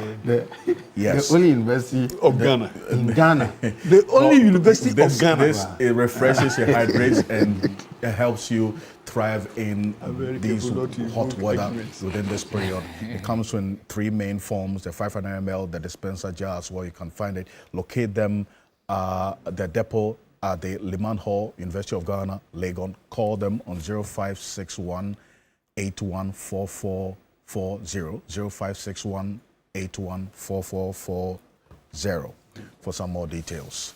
Now, Dr. Domfe is going to be taking leave of us in a bit, but Professor Ojampo, just a quick one. I have not... greetings, yes. I have not greeted. You know, these are preliminary things that must always be done. Martin, what have you done today? Who did you greet? Dr. So, I want to greet all our shippers and shipping service providers and then also shipping lines. Our attention was drawn to some shipping service providers not respecting the BOG directive on the exchange rate that could be used. And while we have written to all affected, it's important that shippers always are specific in their complaints to us, so that we don't. It doesn't create an impression that all shipping lines are flouting the rules or directives of the Bank of Ghana. I also want to say that VAT on transit goods. I don't know whether you've heard it, but VAT on transit goods has been abolished, and I commend the GPHA for the role they played in pushing this call from all of us. If we succeed in making Ghana our corridors a trading hub, if we succeed in making our corridors a trading hub, trade volumes would bring more revenues to the nation compared to the crumbs from VAT that we get from transit goods. And so our quest to improve more volumes gets undermined by some of these hurdles, including VAT on transit goods. And so we at the Ghana Shippers Authority, we would monitor to ensure the compliance that VAT, on transit goods, has been abolished and all must respect it, so that we'll bring in more volumes. The more trade volumes we get, the more resources we're able to get for Ghana. And so, my greetings to my shippers and all that. We use the commercial rate. If you are a shipping line and you are going, you want to price in use any rate. Prof, if you can speak up, I can hardly hear you. No, I'm saying that the shipping lines were directed to use the commercial exchange rates as given to them by their commercial banks. But in times past, it turned out that some were going, beyond. And so we got the Bank of Ghana to intervene in giving a directive. And a lot of them, I'm told, have complied. But there were few of them. What is the rate for today? The rate for today I have to check. I mean, Okay. but they themselves would have Right. to also advertise, on their systems every day as and when they get the commercial rate from their Thank you. commercial bank. So, Thank you very much. And well, it's live here on Key Point on TV3, and quite a number of your messages. I'll consolidate all of them and read them as we go on. But our next issue this week, we got notice from the special prosecutor. You remember earlier he had indicated, or the office had indicated, they're going to charge Ken Ofori-Atta and others by the end of this month. The Office of Special Prosecutor has officially charged the former Finance Minister Kenneth Anaya Ofori-Atta and the Strategic Mobilization Limited and 6 others for corruption-related offenses. In all, there are 78 counts of corruption and corruption-related offenses. The other accused are Ernest Darko Akore, 67 years of age, chef de cabinet to Minister of Finance, or the former Minister of Finance, Emmanuel Kofi Nti, 66, former Commissioner General of the Ghana Revenue Authority, Reverend Amishadai Owusu-Amoah, 64 years, former Commissioner General of the GRA. The rest are Isaac Krentil, 63 years, former Commissioner of the Customs Division of Ghana Revenue Authority. Kojo Damoah, 65, he is a member of Parliament. Yeah. And then also he's a former Commissioner of the Customs Division of the GRA. Ivan Seduse, 62 years old, beneficial owner, CEO, and controlling mind of the accused company and the beneficiary company itself, Strategic Mobilization Limited, SML, formerly Strategic Mobilization Enhancement Limited. Now, if you recall, on October 31, President John Mahama ordered the immediate termination of all contracts with the SML following the completion of an investigation by the Office of the Special Prosecutor, and indicated that the move forms part of a commitment to accountability and transparency in the management of public resources. Here's what we do know, and let's clear this. After this became public, we got notice of Ken Ofori-Atta being taken off, or we were not seeing his picture on the Interpol website on the red notice. The special prosecutor has sought to explain why Ken Ofori-Atta's picture and name is not on the Interpol red notice, or has been taken off or redacted, for the lack of better expression, from the Interpol's red notice database. He says there's some review that's going on. But is that standard practice, lawyer, from what you do know? That if there's a review going on of a sort, because there's some new information available to Interpol, they will take the person's name and details off and the wanted notice off while the review goes on. And afterwards, what? Put him back? That's if the yes, show that he should be put back. So the context is that currently there is, let's call it legal proceedings at Interpol. Mm-hmm. So they have a unit responsible for this. So it's practically like a court on its own. So OSP, or let's say Ofori-Atta against OSP. Mm-hmm. So you file, the Ofori-Atta is complaining that there's no basis to have him on the Interpol red alert, blah, blah, blah. Then OSP says, no, there is. They say, okay, each of you file your case. They've done, then there are responses. So if you read the procedure, it's practical, there's going to be a decision. So judicial, well, okay, it's administrative, mm-hmm. since it's not a court. Some administrative proceedings in there. So they'll go through each part to argue their case, present what evidence they have. Then at the end of the day, the committee would come to a decision on it. So if they come to a decision that, yes, Ofori-Atta's name should be fully restored, it will be done. If they come to a decision that there is no basis, then his name will be taken up. So really, and when I say his name will be taken up, let me correct this, because OSP is very particular about it. It's not as if his name is totally off the system. As what it means that Rana is restricted. You and I can't see it as Ofori-Atta. But the value is the same. Basic thing is that he's no longer a person that if any Interpol member saw today, they can arrest. That's the real point. Because once he remained on the list, and when we say Interpol, so Interpol is what? Police organizations around the world. So the countries that have joined, over 100, right? So that means that once he's on the red notice alert, it means that if he was found in Togo, they could arrest him. If he was found in the US, they could arrest him. So now with what has happened with this decision to restrict him, so it means that if they found him today, they will not arrest him. That's the most important thing. I see. Yes. So if he is seen today, yes, to the extent that he's been removed, restricted. We are using effective communication. The key thing is, what is the effect of what has been done? The main effect is that he will not be arrested. So if he's seen today? Yes. So whether you call it removal or what do you call it, restriction, the key thing is that would he be arrested today if he's found? No. And now let's situate this. So it's not really about the Interpol red notice. So what it does is to like blacklisting. Okay, so it's something, there's some effect in a blacklisting. But if we look at what Ghanaians have been looking for, which is that he must come back to Ghana, that one is a long shot. Long shot because even if he's arrested today, he will not be automatically brought to Ghana today or tomorrow. No. You see the extradition that the Attorney General is working on, that is what has to be granted. You know, they will do it, send it to the U.S. government. Then the U.S. government will go through it, the Home Department, blah, blah, they'll look at it. Then they will go to court. So eventually there will be court proceedings in the U.S. because Ofori-Atta will contest his return to Ghana, right? And so it's not today or tomorrow.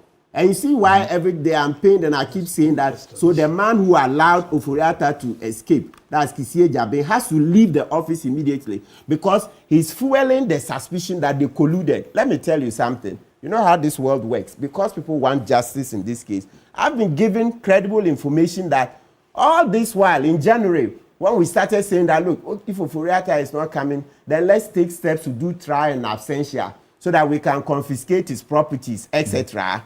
And it wasn't done, they delayed. It turns out that in the interim, Ofori-Atta is trying to get permanent residence in the U.S.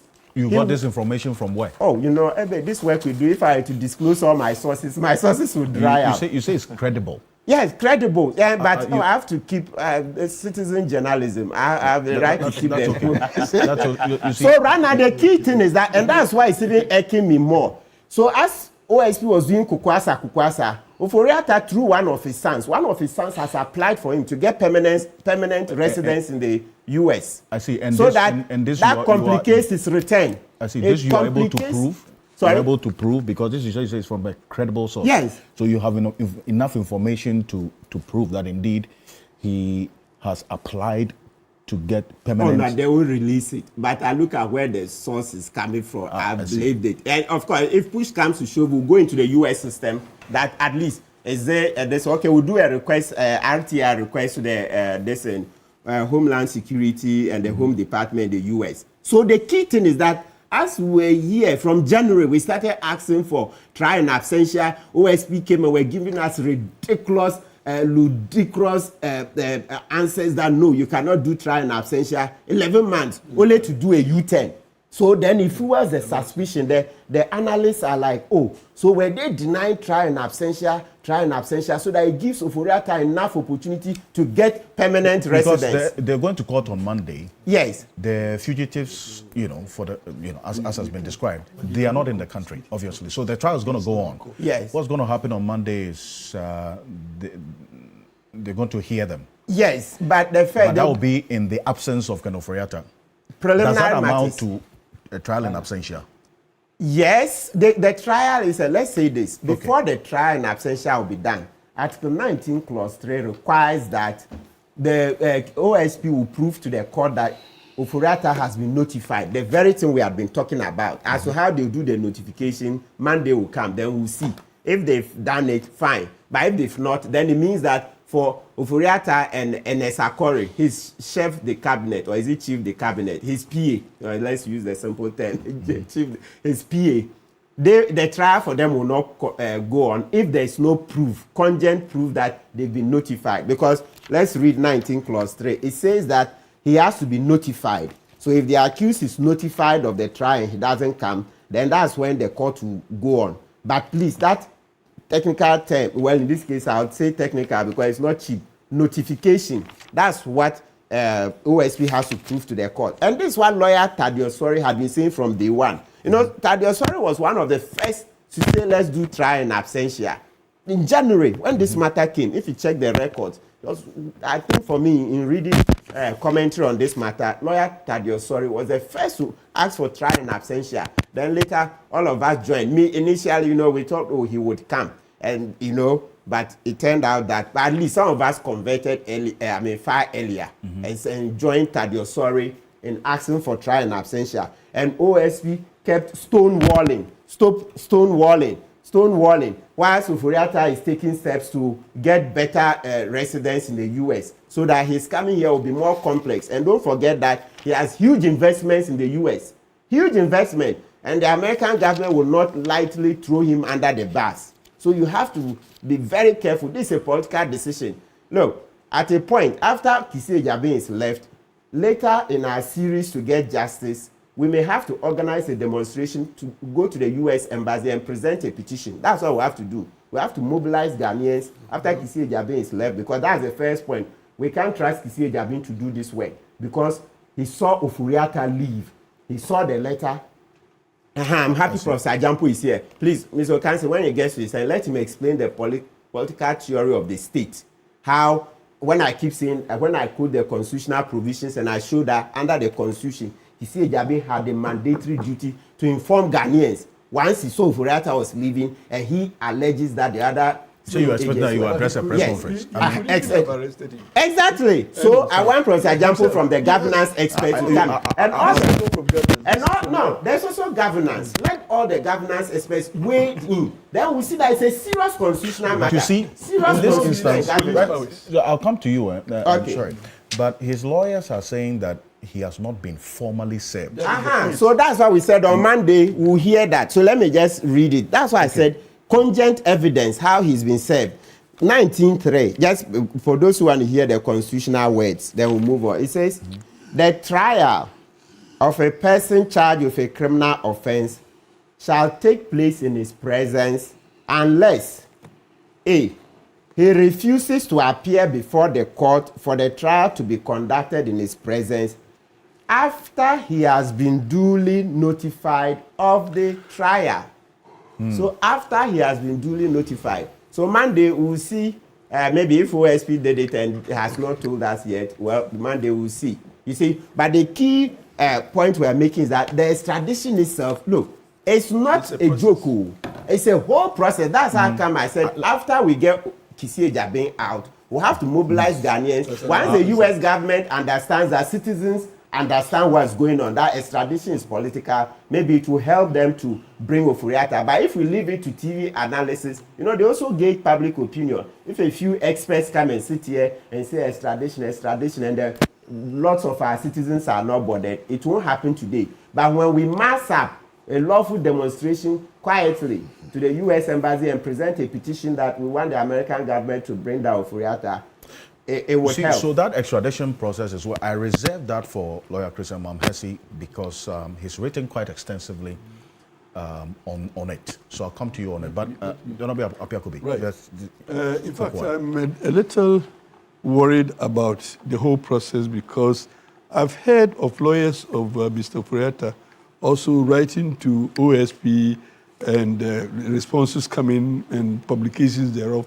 And I asked the question, upon what information is the lawyers writing to the OSP?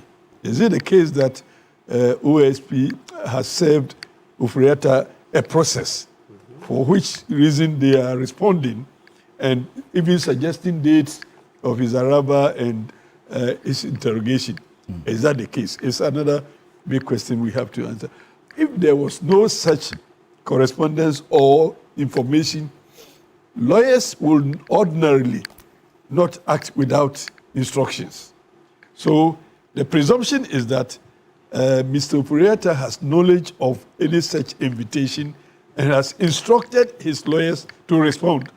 Otherwise, the lawyers would not, out of the blue, just come out and respond. And your relationship with your client is not in perpetuity for you to say that once I hear that my client, you have mentioned my name, I write. No. In all situations, you must take instructions from your client, because when he is even your client on retainership basis, something new comes, you need to inform him and then take instructions in relation to that which would have come to the fore. So I'm worried. I don't understand why lawyers will respond if he has not been informed of anything. Mm-hmm. And the reduction from public view doesn't connote withdrawal of his name from the shadow of Interpol. So it says that it is only the public who cannot see. But he's still it is not by way of publication. But the request from OSP is still there, probably with his name and documents attached. But it is that for the purpose of Mr. Ofori-Atta's complaint of service, they want to investigate how authentic the application is. And indeed, service does not connote hearing from the public. So if I'm coming here and you have sent me a process and you are talking about it even on your platform, that does not connote service. And indeed, for criminal proceedings of that nature, you must serve the person, not... That is, that you must serve the person. That person. Physically. The suspect, you must him. Serve him. Only to say that if you are not able to serve him personally, there are other means of service, genuine service, substituted service. You go to the courts and find the court's orders, and the court will order you how to effectively serve that person. Circumstances will determine. Again, non-service. When you don't serve a party, a process, you don't start anything. So I'm worried, why will the Interpol place him on red alert when there is so probably evidence of non-service? So I'm also worried. So that's why, because they talk about the availability of new information, a review process that's ongoing. Right. And reason why, I want to believe that Interpol was convinced of this primary requirement of service. That is why he was so advertised. If that is not the situation, then I'm worried about that informality. So, but then again, does it mean, and this is what people said earlier, does it mean that if, for instance, if he is seen today, he cannot be arrested? Yes, because from the records and from what the lawyer is saying, he has not been officially notified, means he has not been served. And what the lawyers are also saying is that if he has not been served, then he's not ready for any. And again, he says that he will return once he's officially notified. And I'm saying that the notification must be official. I mean, that is the requirement of the law. But when OSP also says that I saw him leave, I couldn't arrest him. OSP has police powers as per his law. Yeah. So OSP can arrest.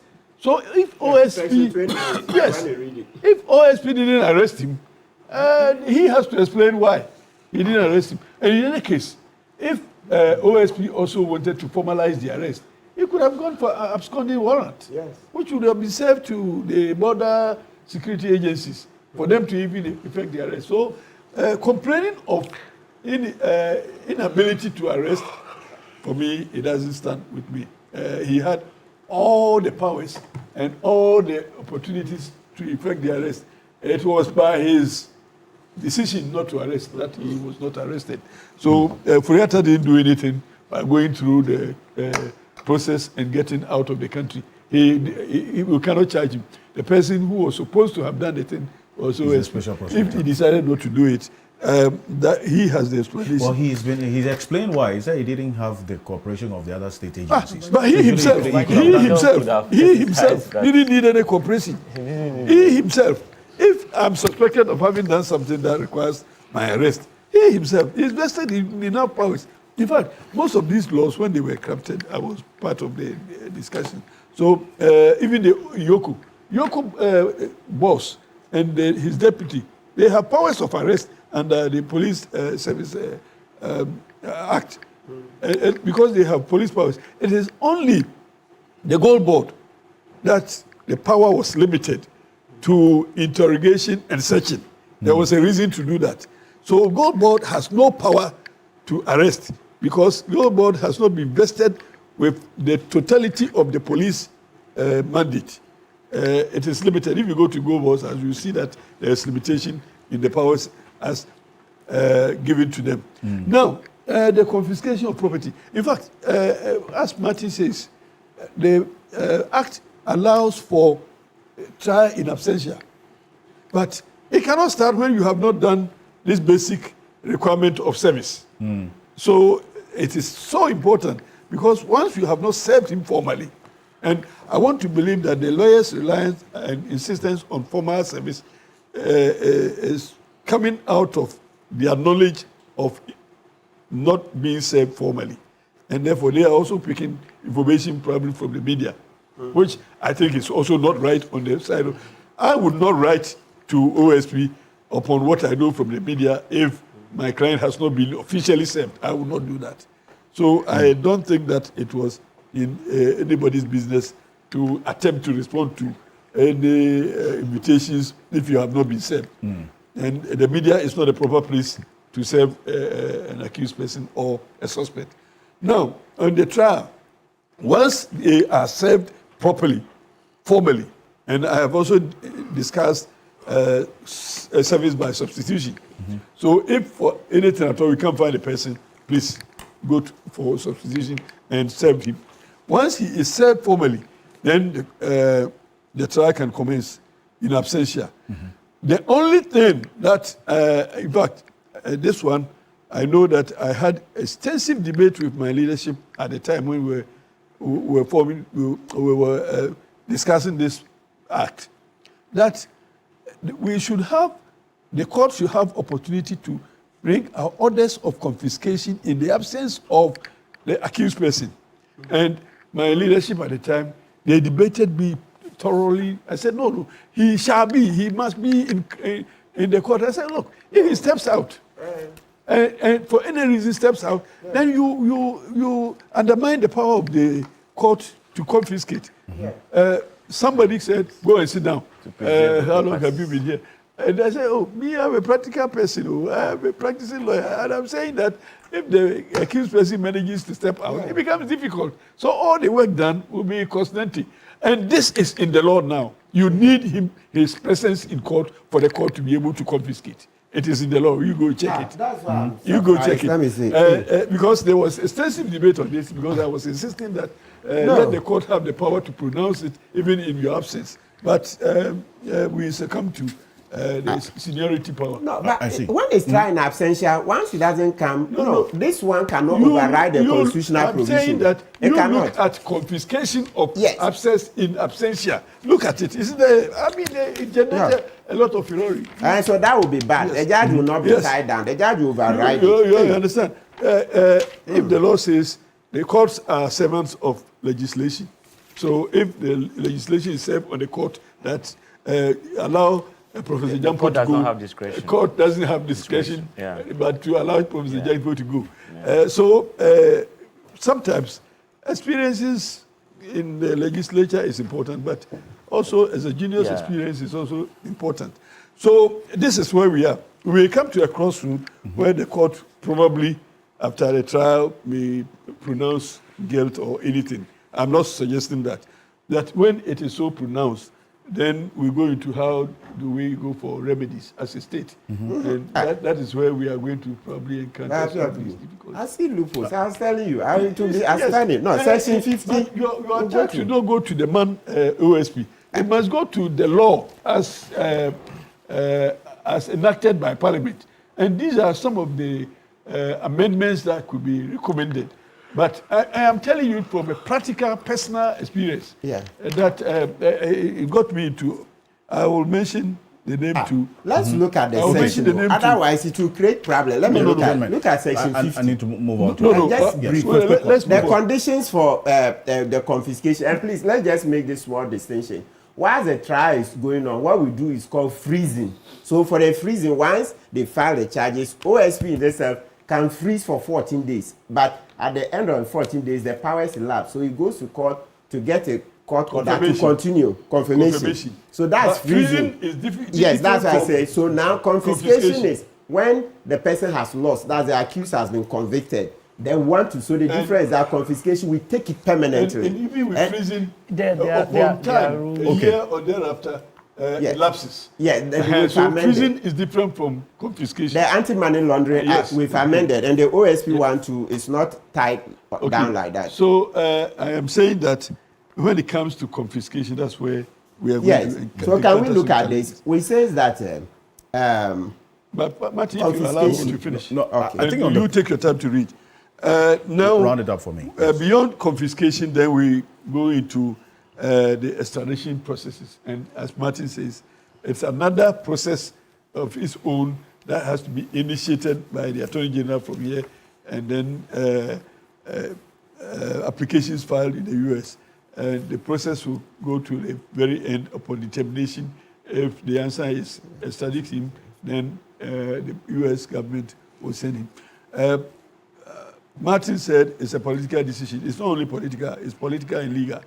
So the legal process will generate a decision, and it will be left with the political establishment to implement. So when we are able to secure the determination in the courts, then you are confronted with an implementation system which is also political. Let's correct something. Before even they decide to go, it's like prosecution. They can say they won't even go. That's where the political element is huge. It's not after if the judge determines and they refuse, they will get trouble. So they may well decide not to go. They will assess the whole file and say they won't go to court at all. You see, the whole process will start from the government prosecutor in the US. Exactly. So you say I will go. This same concept of nolli prosequa is also applicable to them. They formulated it. So if the state of the United States says that, well, this case is not prosecutable and therefore I won't prosecute, that's another challenge we will face. But if the Attorney General in the United States agrees that we must commence an action, it's an action by the state. And therefore we go through the whole process. And when you finish, the implementation also goes back to politics. So it is not an easy direction to take. But it is also worth taking. For nothing at all, it provides avenue for learning. Indeed. Well, Professor Jampo, you see, because this matter has both the legal and the governance side of things. Let me do one thing. Just 1 second. I've seen a practical case, a trial in absentia. The guy went. After that, they confiscated. The properties were just sold recently. Currently, we are chasing for the certificate of purchase. The guy ran away. The court finished and confiscated. It depends on. And they've sold the property. But I'm telling you that if you check the law, thank you very much. He must be in the court. You have different positions on this. The OSP has been clear on why it was unable to do what two lawyers are asking he should have done. And to the effect, 78 charges of corruption and corruption-related offenses have been slapped on Ken Ofori-Atta and then also some 6 other persons, all in this matter that the OSP is investigating. He's still out of the country, by the way. His lawyers state he has not been formally served. Could anything have been done differently? You see, Alfred, I am a bit worried listening to Martin and some other lawyers. It appears it's going to be a very Herculean task to bring Mr. Ken Ofori-Atta to Ghana to stand trial in person, looking at the processes that would have to be resorted to. It's going to be very laborious. It's going to be very difficult because don't forget, he also has lawyers. And so they'll be fighting what the state would the measures and the efforts that the state will be putting in place. And that is why I believe, Martin, you've done well. When we started doing public discourse in media, you were not part, but you've come, I think you've carved a niche for yourself. I think I like the argument, the bits that you brought in, that then the OSP should have, at a point in time when he realized that he was helpless. I mean, he himself said he was helpless. I called NIB, they were not minding me. I called this one, they won't pick my calls and all that. So I'm saying, maybe, you see, he should have prevented, first of all, he should have prevented the flight or exit of Ken Ofori-Atta. Oftentimes, when people are given mandates, okay, they settle in, and if you don't really sit down to read about your own mandate, there are certain things you may not be aware of. And so I see you, I look at my act, and I know what I'm supposed to do. I don't know whether the OSP didn't know that they have the power to arrest. I don't know. I said, I don't know whether they didn't know. And the other bit is that, well, so that's what I'm saying, that you have to socialize yourself effectively in your own act. Okay, because if you say that you don't know your own act, then you don't qualify to be that. No, but so then what was the point in coming to say that I called these agencies to come and help, and they all, let me down? If you knew that you yourself had the power to arrest. The second bit, is that they had opportunity to also seek absconding warrant from the court. Well, and others will do his work for him. The second you don't arrest people by your mouth. Yeah. The second bit is that, you see, we oftentimes have tended to believe that when it comes to arrest, it's always about, it's a function of the security agencies. Okay? This is what is ingrained heavily and deeply in our psyche as a people.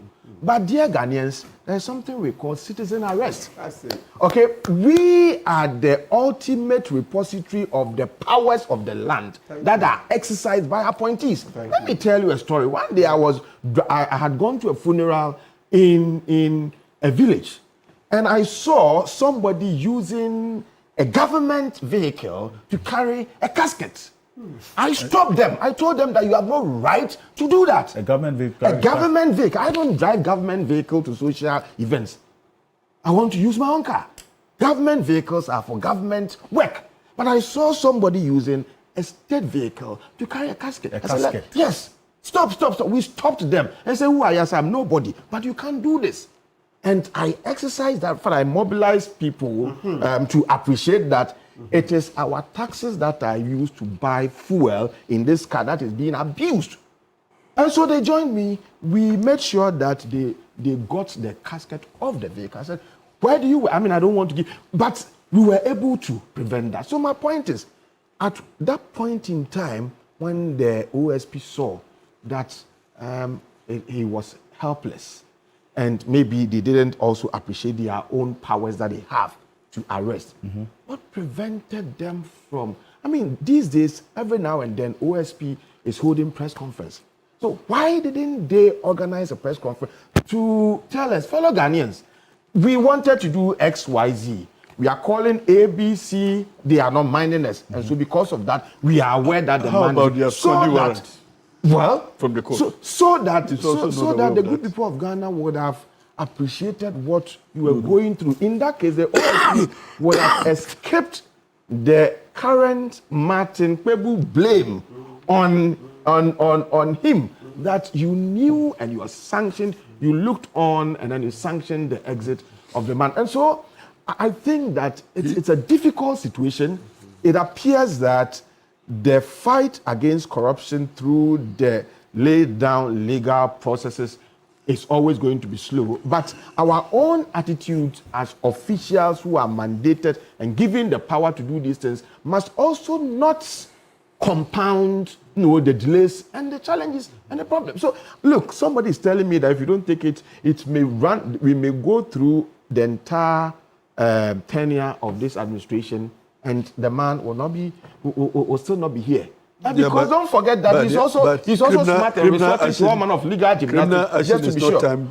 It may not be time bound, but the point is, you strike when the iron is hot. And every Ghanaian, you see, I'm telling you, the survival and stability of our fourth Republican democratic practice is to a large extent also contingent on the kinds of things that are done by this administration in fighting and in addressing corruption. Absolutely. If it becomes business as usual and we perpetuate the cliche that Ubiabasa, it will be difficult because then people would want to take things into their own hands. And so it is important that examples are set. It is important that the right things are done. And like I said, agencies of state that are given the task and mandate to handle some of these things must also set up, and they must be up and doing. It appears that in our part of the world, anytime people are given appointment, they go to perpetuate or do the status quo.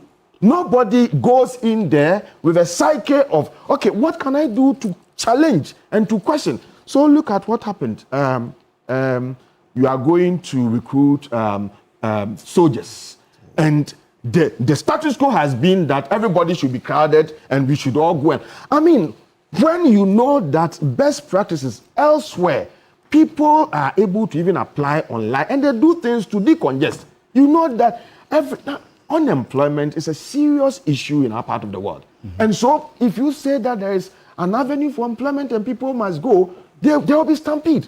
And so what happened to those who were in charge?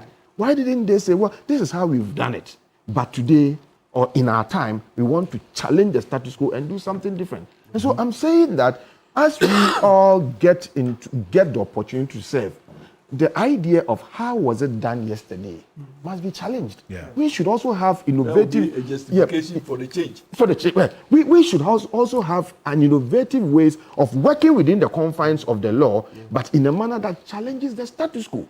Let us begin to let citizens know that we are appointees and duty bearers. Even though you may be answerable to your appointed authority, you are ultimately also answerable to the ordinary citizenry whose powers are being exercised by you. Mm-hmm. And so the citizens have got a right to ask questions. Mm-hmm. They've got the right to demand accountability. Mm-hmm. And when we think that we are at our wits' end, when we think that we are facing a lot of frustration, I'm telling you, the most powerful force within the body politic is a citizenry. And so I was thinking that it would have been better, OSP would have escaped some of these blames or accusations. I think Article 1, Article 35. That's the difference between a lawyer and a non-lawyer. Oh no, let Rob do that. Sovereignty resides with the people. Yeah, it's also political. Okay, yeah. Yes. Sovereignty resides with the people, and so I think that some way, somehow, in the course of time, the OSP must come apologize to the people. Apologize, he should leave. So let me bring in. There are currently 15 petitions for his removal. Okay, that's why let me bring online. Okay, 15 petitions. But I want. No, 1 minute. I'll come to you. And the basis for my calling to make the point, and then so that I'm just explain the basis for my call. Process. The basis for my call is the fact that his explanation that he called some security agencies and they let him down, for me, is only an excuse. He could have informed the good people of Ghana and would have known what to do. Okay, Dr. Zato, just on this, especially because of what's going to be happening on Monday, that yes, the OSP is going to court, but then Kenneth Ofori-Atta and one other are still out of the jurisdiction. His lawyers say that he has not been formally served. And this is coming at a time when the OSP itself is also facing the criticism of what he could or the office could have done to prevent Kenneth Ofori-Atta from leaving office. I mean, the coming days pregnant or leaving the country, I beg your pardon, the coming days pregnant with what to expect. But could anything have been done differently? Thank you very much for this opportunity.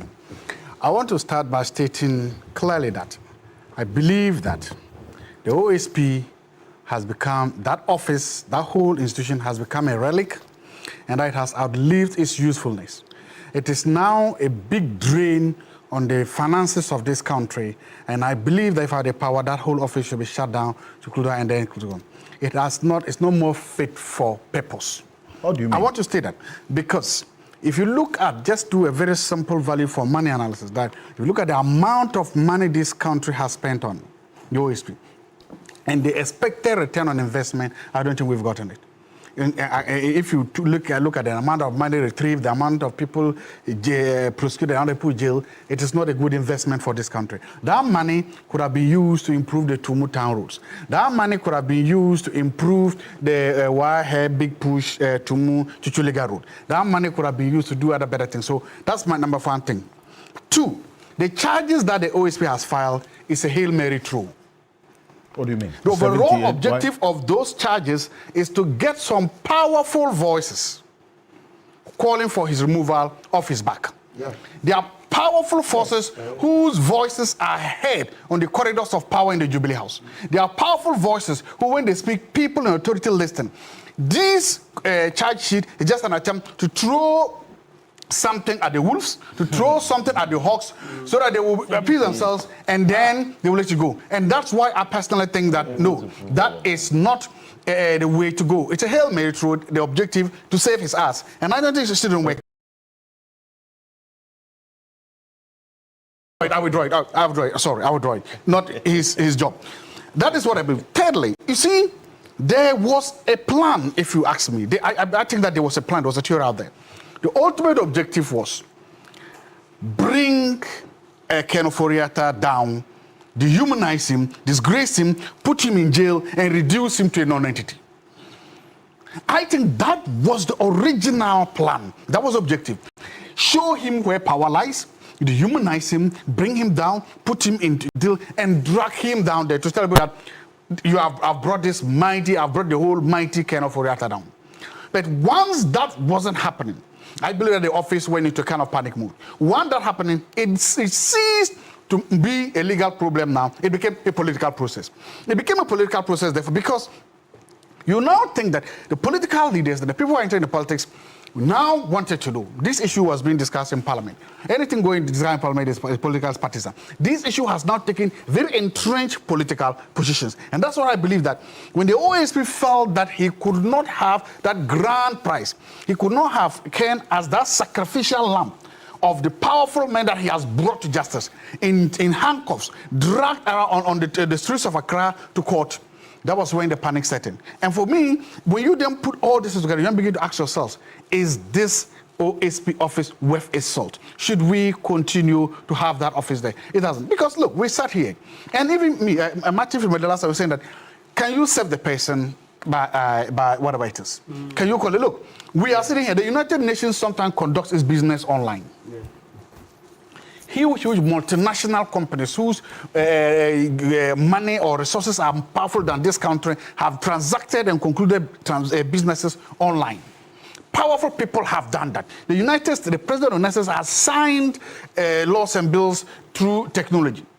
So I ask the question, one, couldn't they have done a conference call and interviewed Ken? Couldn't they have done that? Agreed. They could have done that. Two, couldn't they have sent 3, 4, 5, even to the United States? Okay, you said you are not feeling well.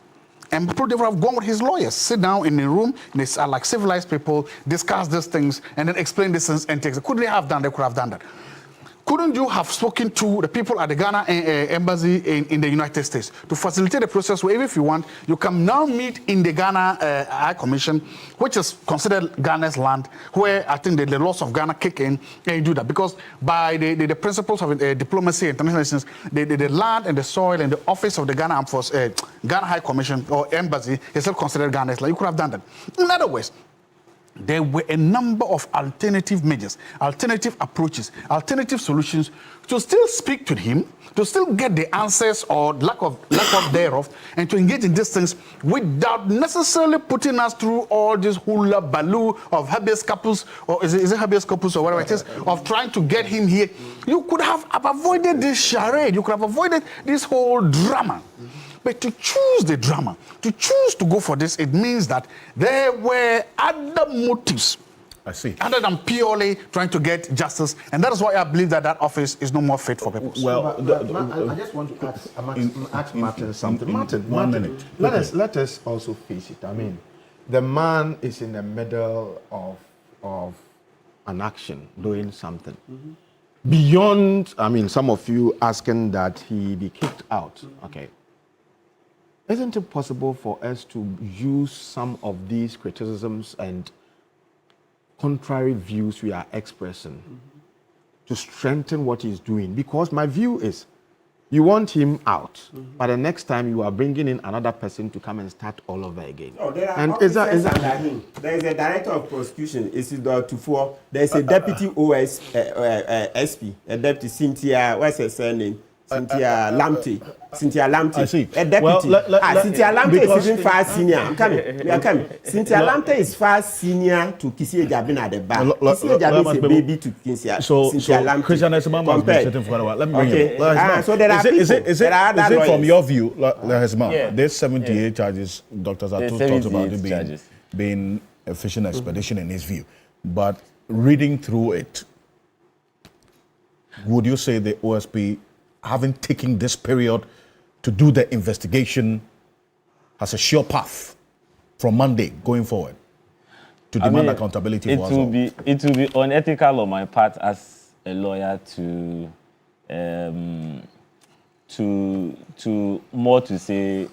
run him down in respect of the 78 charges. But I believe that what I can say to that is that he's going to have a tall order to prove all of that, because in criminal jurisprudence, it is required of prosecution to prove his case. And the burden that is affixed to the prosecution is very, very high. So to have 78 of this and to go through the mens rea, to prove the mens rea and the actus rea. So when we see the mens rea, we talk about the blameworthiness of the mind, the intention to commit an offense. And then the actus reus is the acts, the circumstantial steps taken, the circumstantial evidence, and which also includes the acts taken by an accused person. So it is the mens rea plus the actus reus that is equal to a criminal offense. And in certain situations, conviction. Yeah, conviction. And in certain situations, one could be dispensed of in situations like street liability and all of that. You see, so he's definitely going to have a very big or a tall order to deal with, to scale over, because to deal with all of them, unless, of course, I mean, he knows what he has under his sleeve in terms of investigations, which culminates into evidence gathered, which would help him convict the case that he has. Other than that, it would just be a walk in the park, as in he will not achieve what he is seeking out to. And we must also be minded that when it comes to criminality, the slightest doubt that is cast, the accused will have his day and the prosecution's case fails. So it is much work for the prosecution to do, and it is also for the defense lawyers just to cast doubts in it, because 78 is definitely a tall order. And like I said, as a practicing lawyer, I will not sit on such a platform to say that they are needless, or it's probably a poor job done, or to say that he's just put up something to represent something. I cannot say that. Okay, obviously, and that's not the path I want to take you. But let's stay, because this process of extradition, I know you've written quite extensively on. Yeah. How long is it going to take? That is because the option of the OSP is to go on this path. Yes. And not a trial in absentia. I remember when this whole extradition thing started, I had made a lot of pronouncements on it. I mean, I'd mentioned that it is never an easy journey, because for extradition to happen, it first starts, I mean, Ghana, we have the enabling laws, which is the Extradition Act, Act 22. And it deals with the fact that there must be a request for surrender. Now, when the request for surrender of the fugitive, so in this situation, Mr. Ofori-Atta is the alleged fugitive. Now, after that is done, then it follows with the minister's order. And the minister's order goes to the district court for for the warrant of arrest. Now, when that is done, we also have then it follows through with the apprehension. Then there will be a hearing. Now, that's where the problem is going to be. When the hearing also affords that particular person the opportunity to say that I don't want to be extradited to that particular country. So in this place, Mr. Ofori-Atta would object in the US that he would not want to come to Ghana. And it is a whole trial that is going to happen. Should he be successful, then the US government would bring him down. But if it is not, then the answer is obvious. Also, key to note is that there must be what we call dual criminal offense or extraditable offense, which is the offense that we are claiming he has committed. It should be that which has been listed under the offenses under the extradition laws, which both affect the US and Ghana. And when that is upheld, then the extradition process will also go through. We must also be minded that there are some restrictions which comes to it. The first one is just what I have said. If it is not an extraditable offense, then obviously US or during the trial it will be objected. It will be one of the grounds that his lawyers would raise. On the other hand, too, the issue of political sentiments comes in. If it is a matter of political tracking, as in he's a political target, for which reason this particular action is mounted against him, the extradition laws indicate that becomes a restriction. And it would also be for his lawyers to amplify that if they so believe. I mean, they have room to play out their legal theory in terms of defense that they would want to put out. So, right. so these are the things that happen. And then after all of these intricacies that would happen at the trial, then will follow what we call the surrender. The surrender, basically, the namesake, the state of US will now have to give Mr. Ofori-Atta to Ghana. That, I mean, having gone through the trial, we are convicted in our minds that Mr. Ofori-Atta is free. I mean, is free from all legal hurdles that would hold him down in the US to face the criminal trial or action that is being brought against him in Ghana. And that would be it. Also, be minded that if the surrender is issued and the state US holds Mr. Ofori-Atta, that's it theoretically, I mean, in legal theory, is held for more than 2 months. The state of the US would have to leave Mr. Ofori-Atta as a free man. So it basically means that it puts a time limit on the person who is so declared to be as surrendered to the receiving state to immediately put processes in place to extradite him to the receiving state so that that person would not be left off the hook. So, I mean, basically, in a nutshell, this complements the procedures when it comes to extradition laws. A very important information there, because I need to round up this in a minute. I need 1 minute, quickly. Just Martin. You see, Martin, sometimes you have very strong views on some of these issues, and my view on what the campaign you are trying to wage now, I mean, respectfully, is that, look, if the OSP truly wants to be committed to its mandate, then in my view, I would rather we give him more pressure so that he focuses and gets committed to what he is supposed to do, rather than a call for, oh, he should go, let's sack him and all that, quite distract, because then you would have divided attention of pushing corruption, fighting against corruption, at the same time trying to remain in power. So why is it, if it is possible for us to channel or turn our criticisms into pressure mounted on him so that he gives us more? No. We can't trust him. That is why my criticism is not of the person, it's of the whole office, because now we've seen that office under two directors. We've seen them. And now I'm saying that if you are a country, imagine you were a businessman, imagine it was your money you invested in the OSP.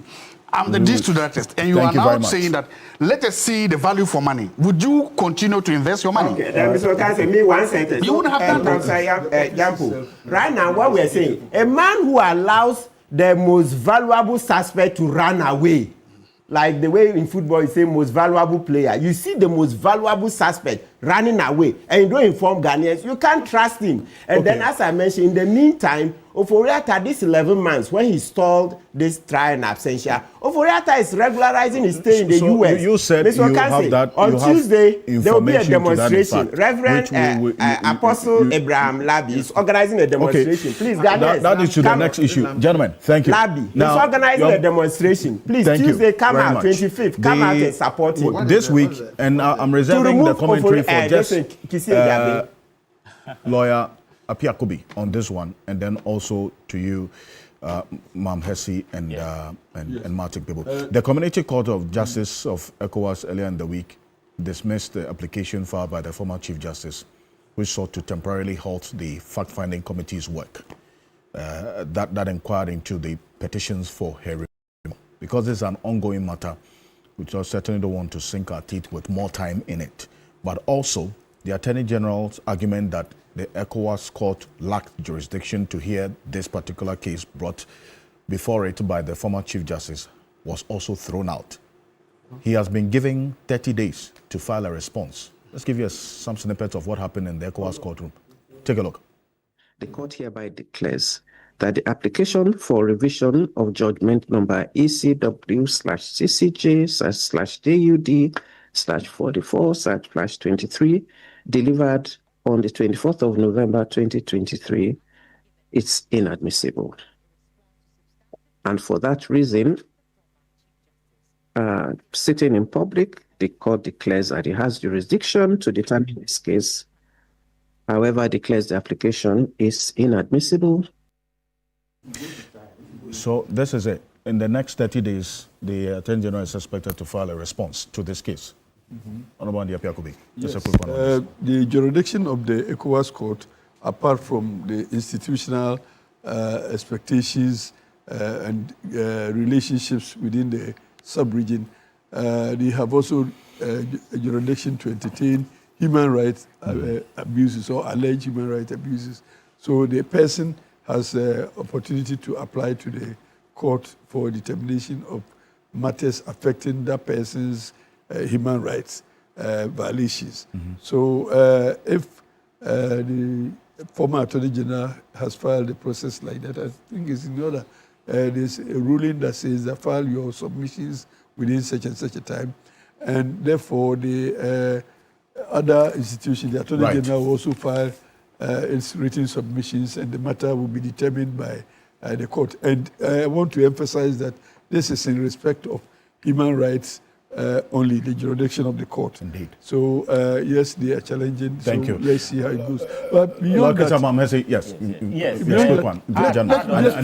I need to. There's no more time. I'd always maintain. I mean, when the matter was filed at the ECOWAS court, and the learned Attorney General raised the objection to jurisdiction, it is on record that I mentioned that it will not fly, because if you keenly look at the constitution of the court and the authority that has been bestowed on it, you see, this is it. In 1991, the ECOWAS established the court, and basically it had interpretation jurisdiction. Now, relative to 2001, then the court expanded. Its jurisdiction was expanded through revised treaty. Now, and then the supplementary protocol, which was also filed. I don't want to go into the details of that course of time. And expanded it to include human rights and for individual persons to be able to apply to the court. Very much. To do this. And I had some messages earlier which I want to clear. Dr. Nyaho Tamaklo says a call for military force. What next after NIMOS? The events unfolding across our nation are nothing short of an invasion. What we are witnessing in the forest, river bodies, and mining communities is not mere illegal mining, it is an entrenched internal aggression against the Republic of Ghana. Burnt Naimos, fallen soldiers, and terrorized civilians now lie as stark evidence of a war we have consistently underestimated. He says that a direct challenge to the sovereignty of the state. This is why, after Naimos, we must ask what next. And the answer is, as I've consistently stated over the years, is clear and unavoidable. An uncompromising full-scale military operation, not a mixed task force, is what Togbi Dr. Nyaho Tamaklo is also proposing. And a number of you, Dr. Joshua Zato, I question him on the basis for his earlier position that Gold Board is benefiting from the illegal mining, that's gold from illegal mining. He said he had a study, or there had been widely published studies to back that position. He sent something, and this, let's put it on the screen. This is it. This is what Dr. Zato said. In fact, he sent to back that position.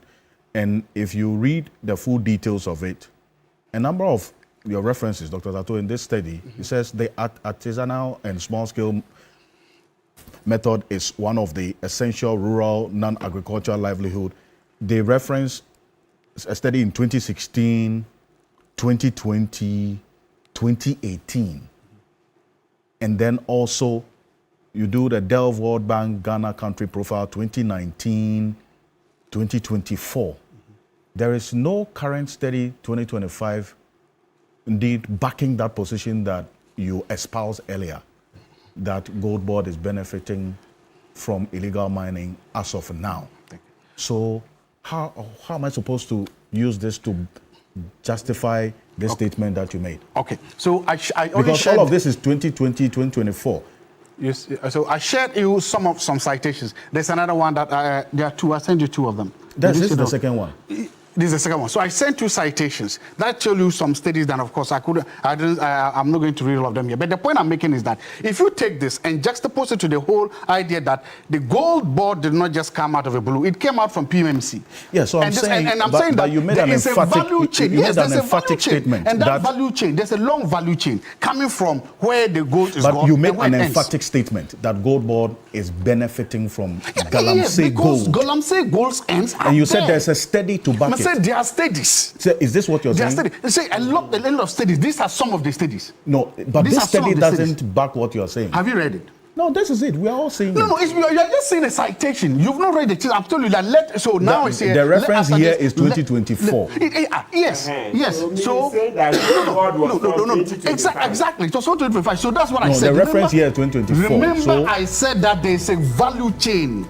And so that value chain, Gold Board came after PMMC. So if it was entering the PMMC and came to now. So are you saying that the Gold for Oil program yes, it's possible. Benefited from Galamsey? Yes, it also the Gold Purchase also did all the gold programs. That's my argument. My argument that Galamsey gold has always been in the value chain of gold in this country. I see. I put out what you sent all of them.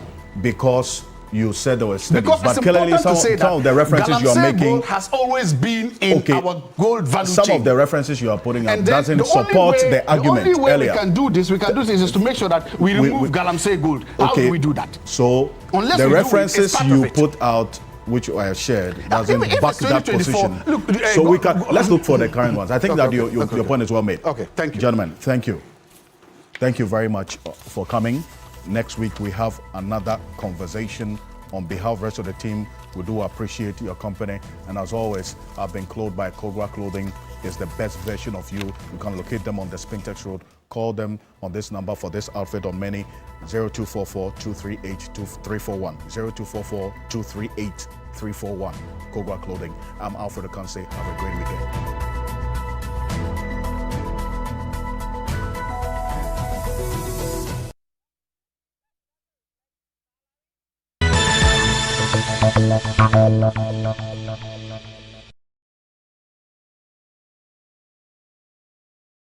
Had a party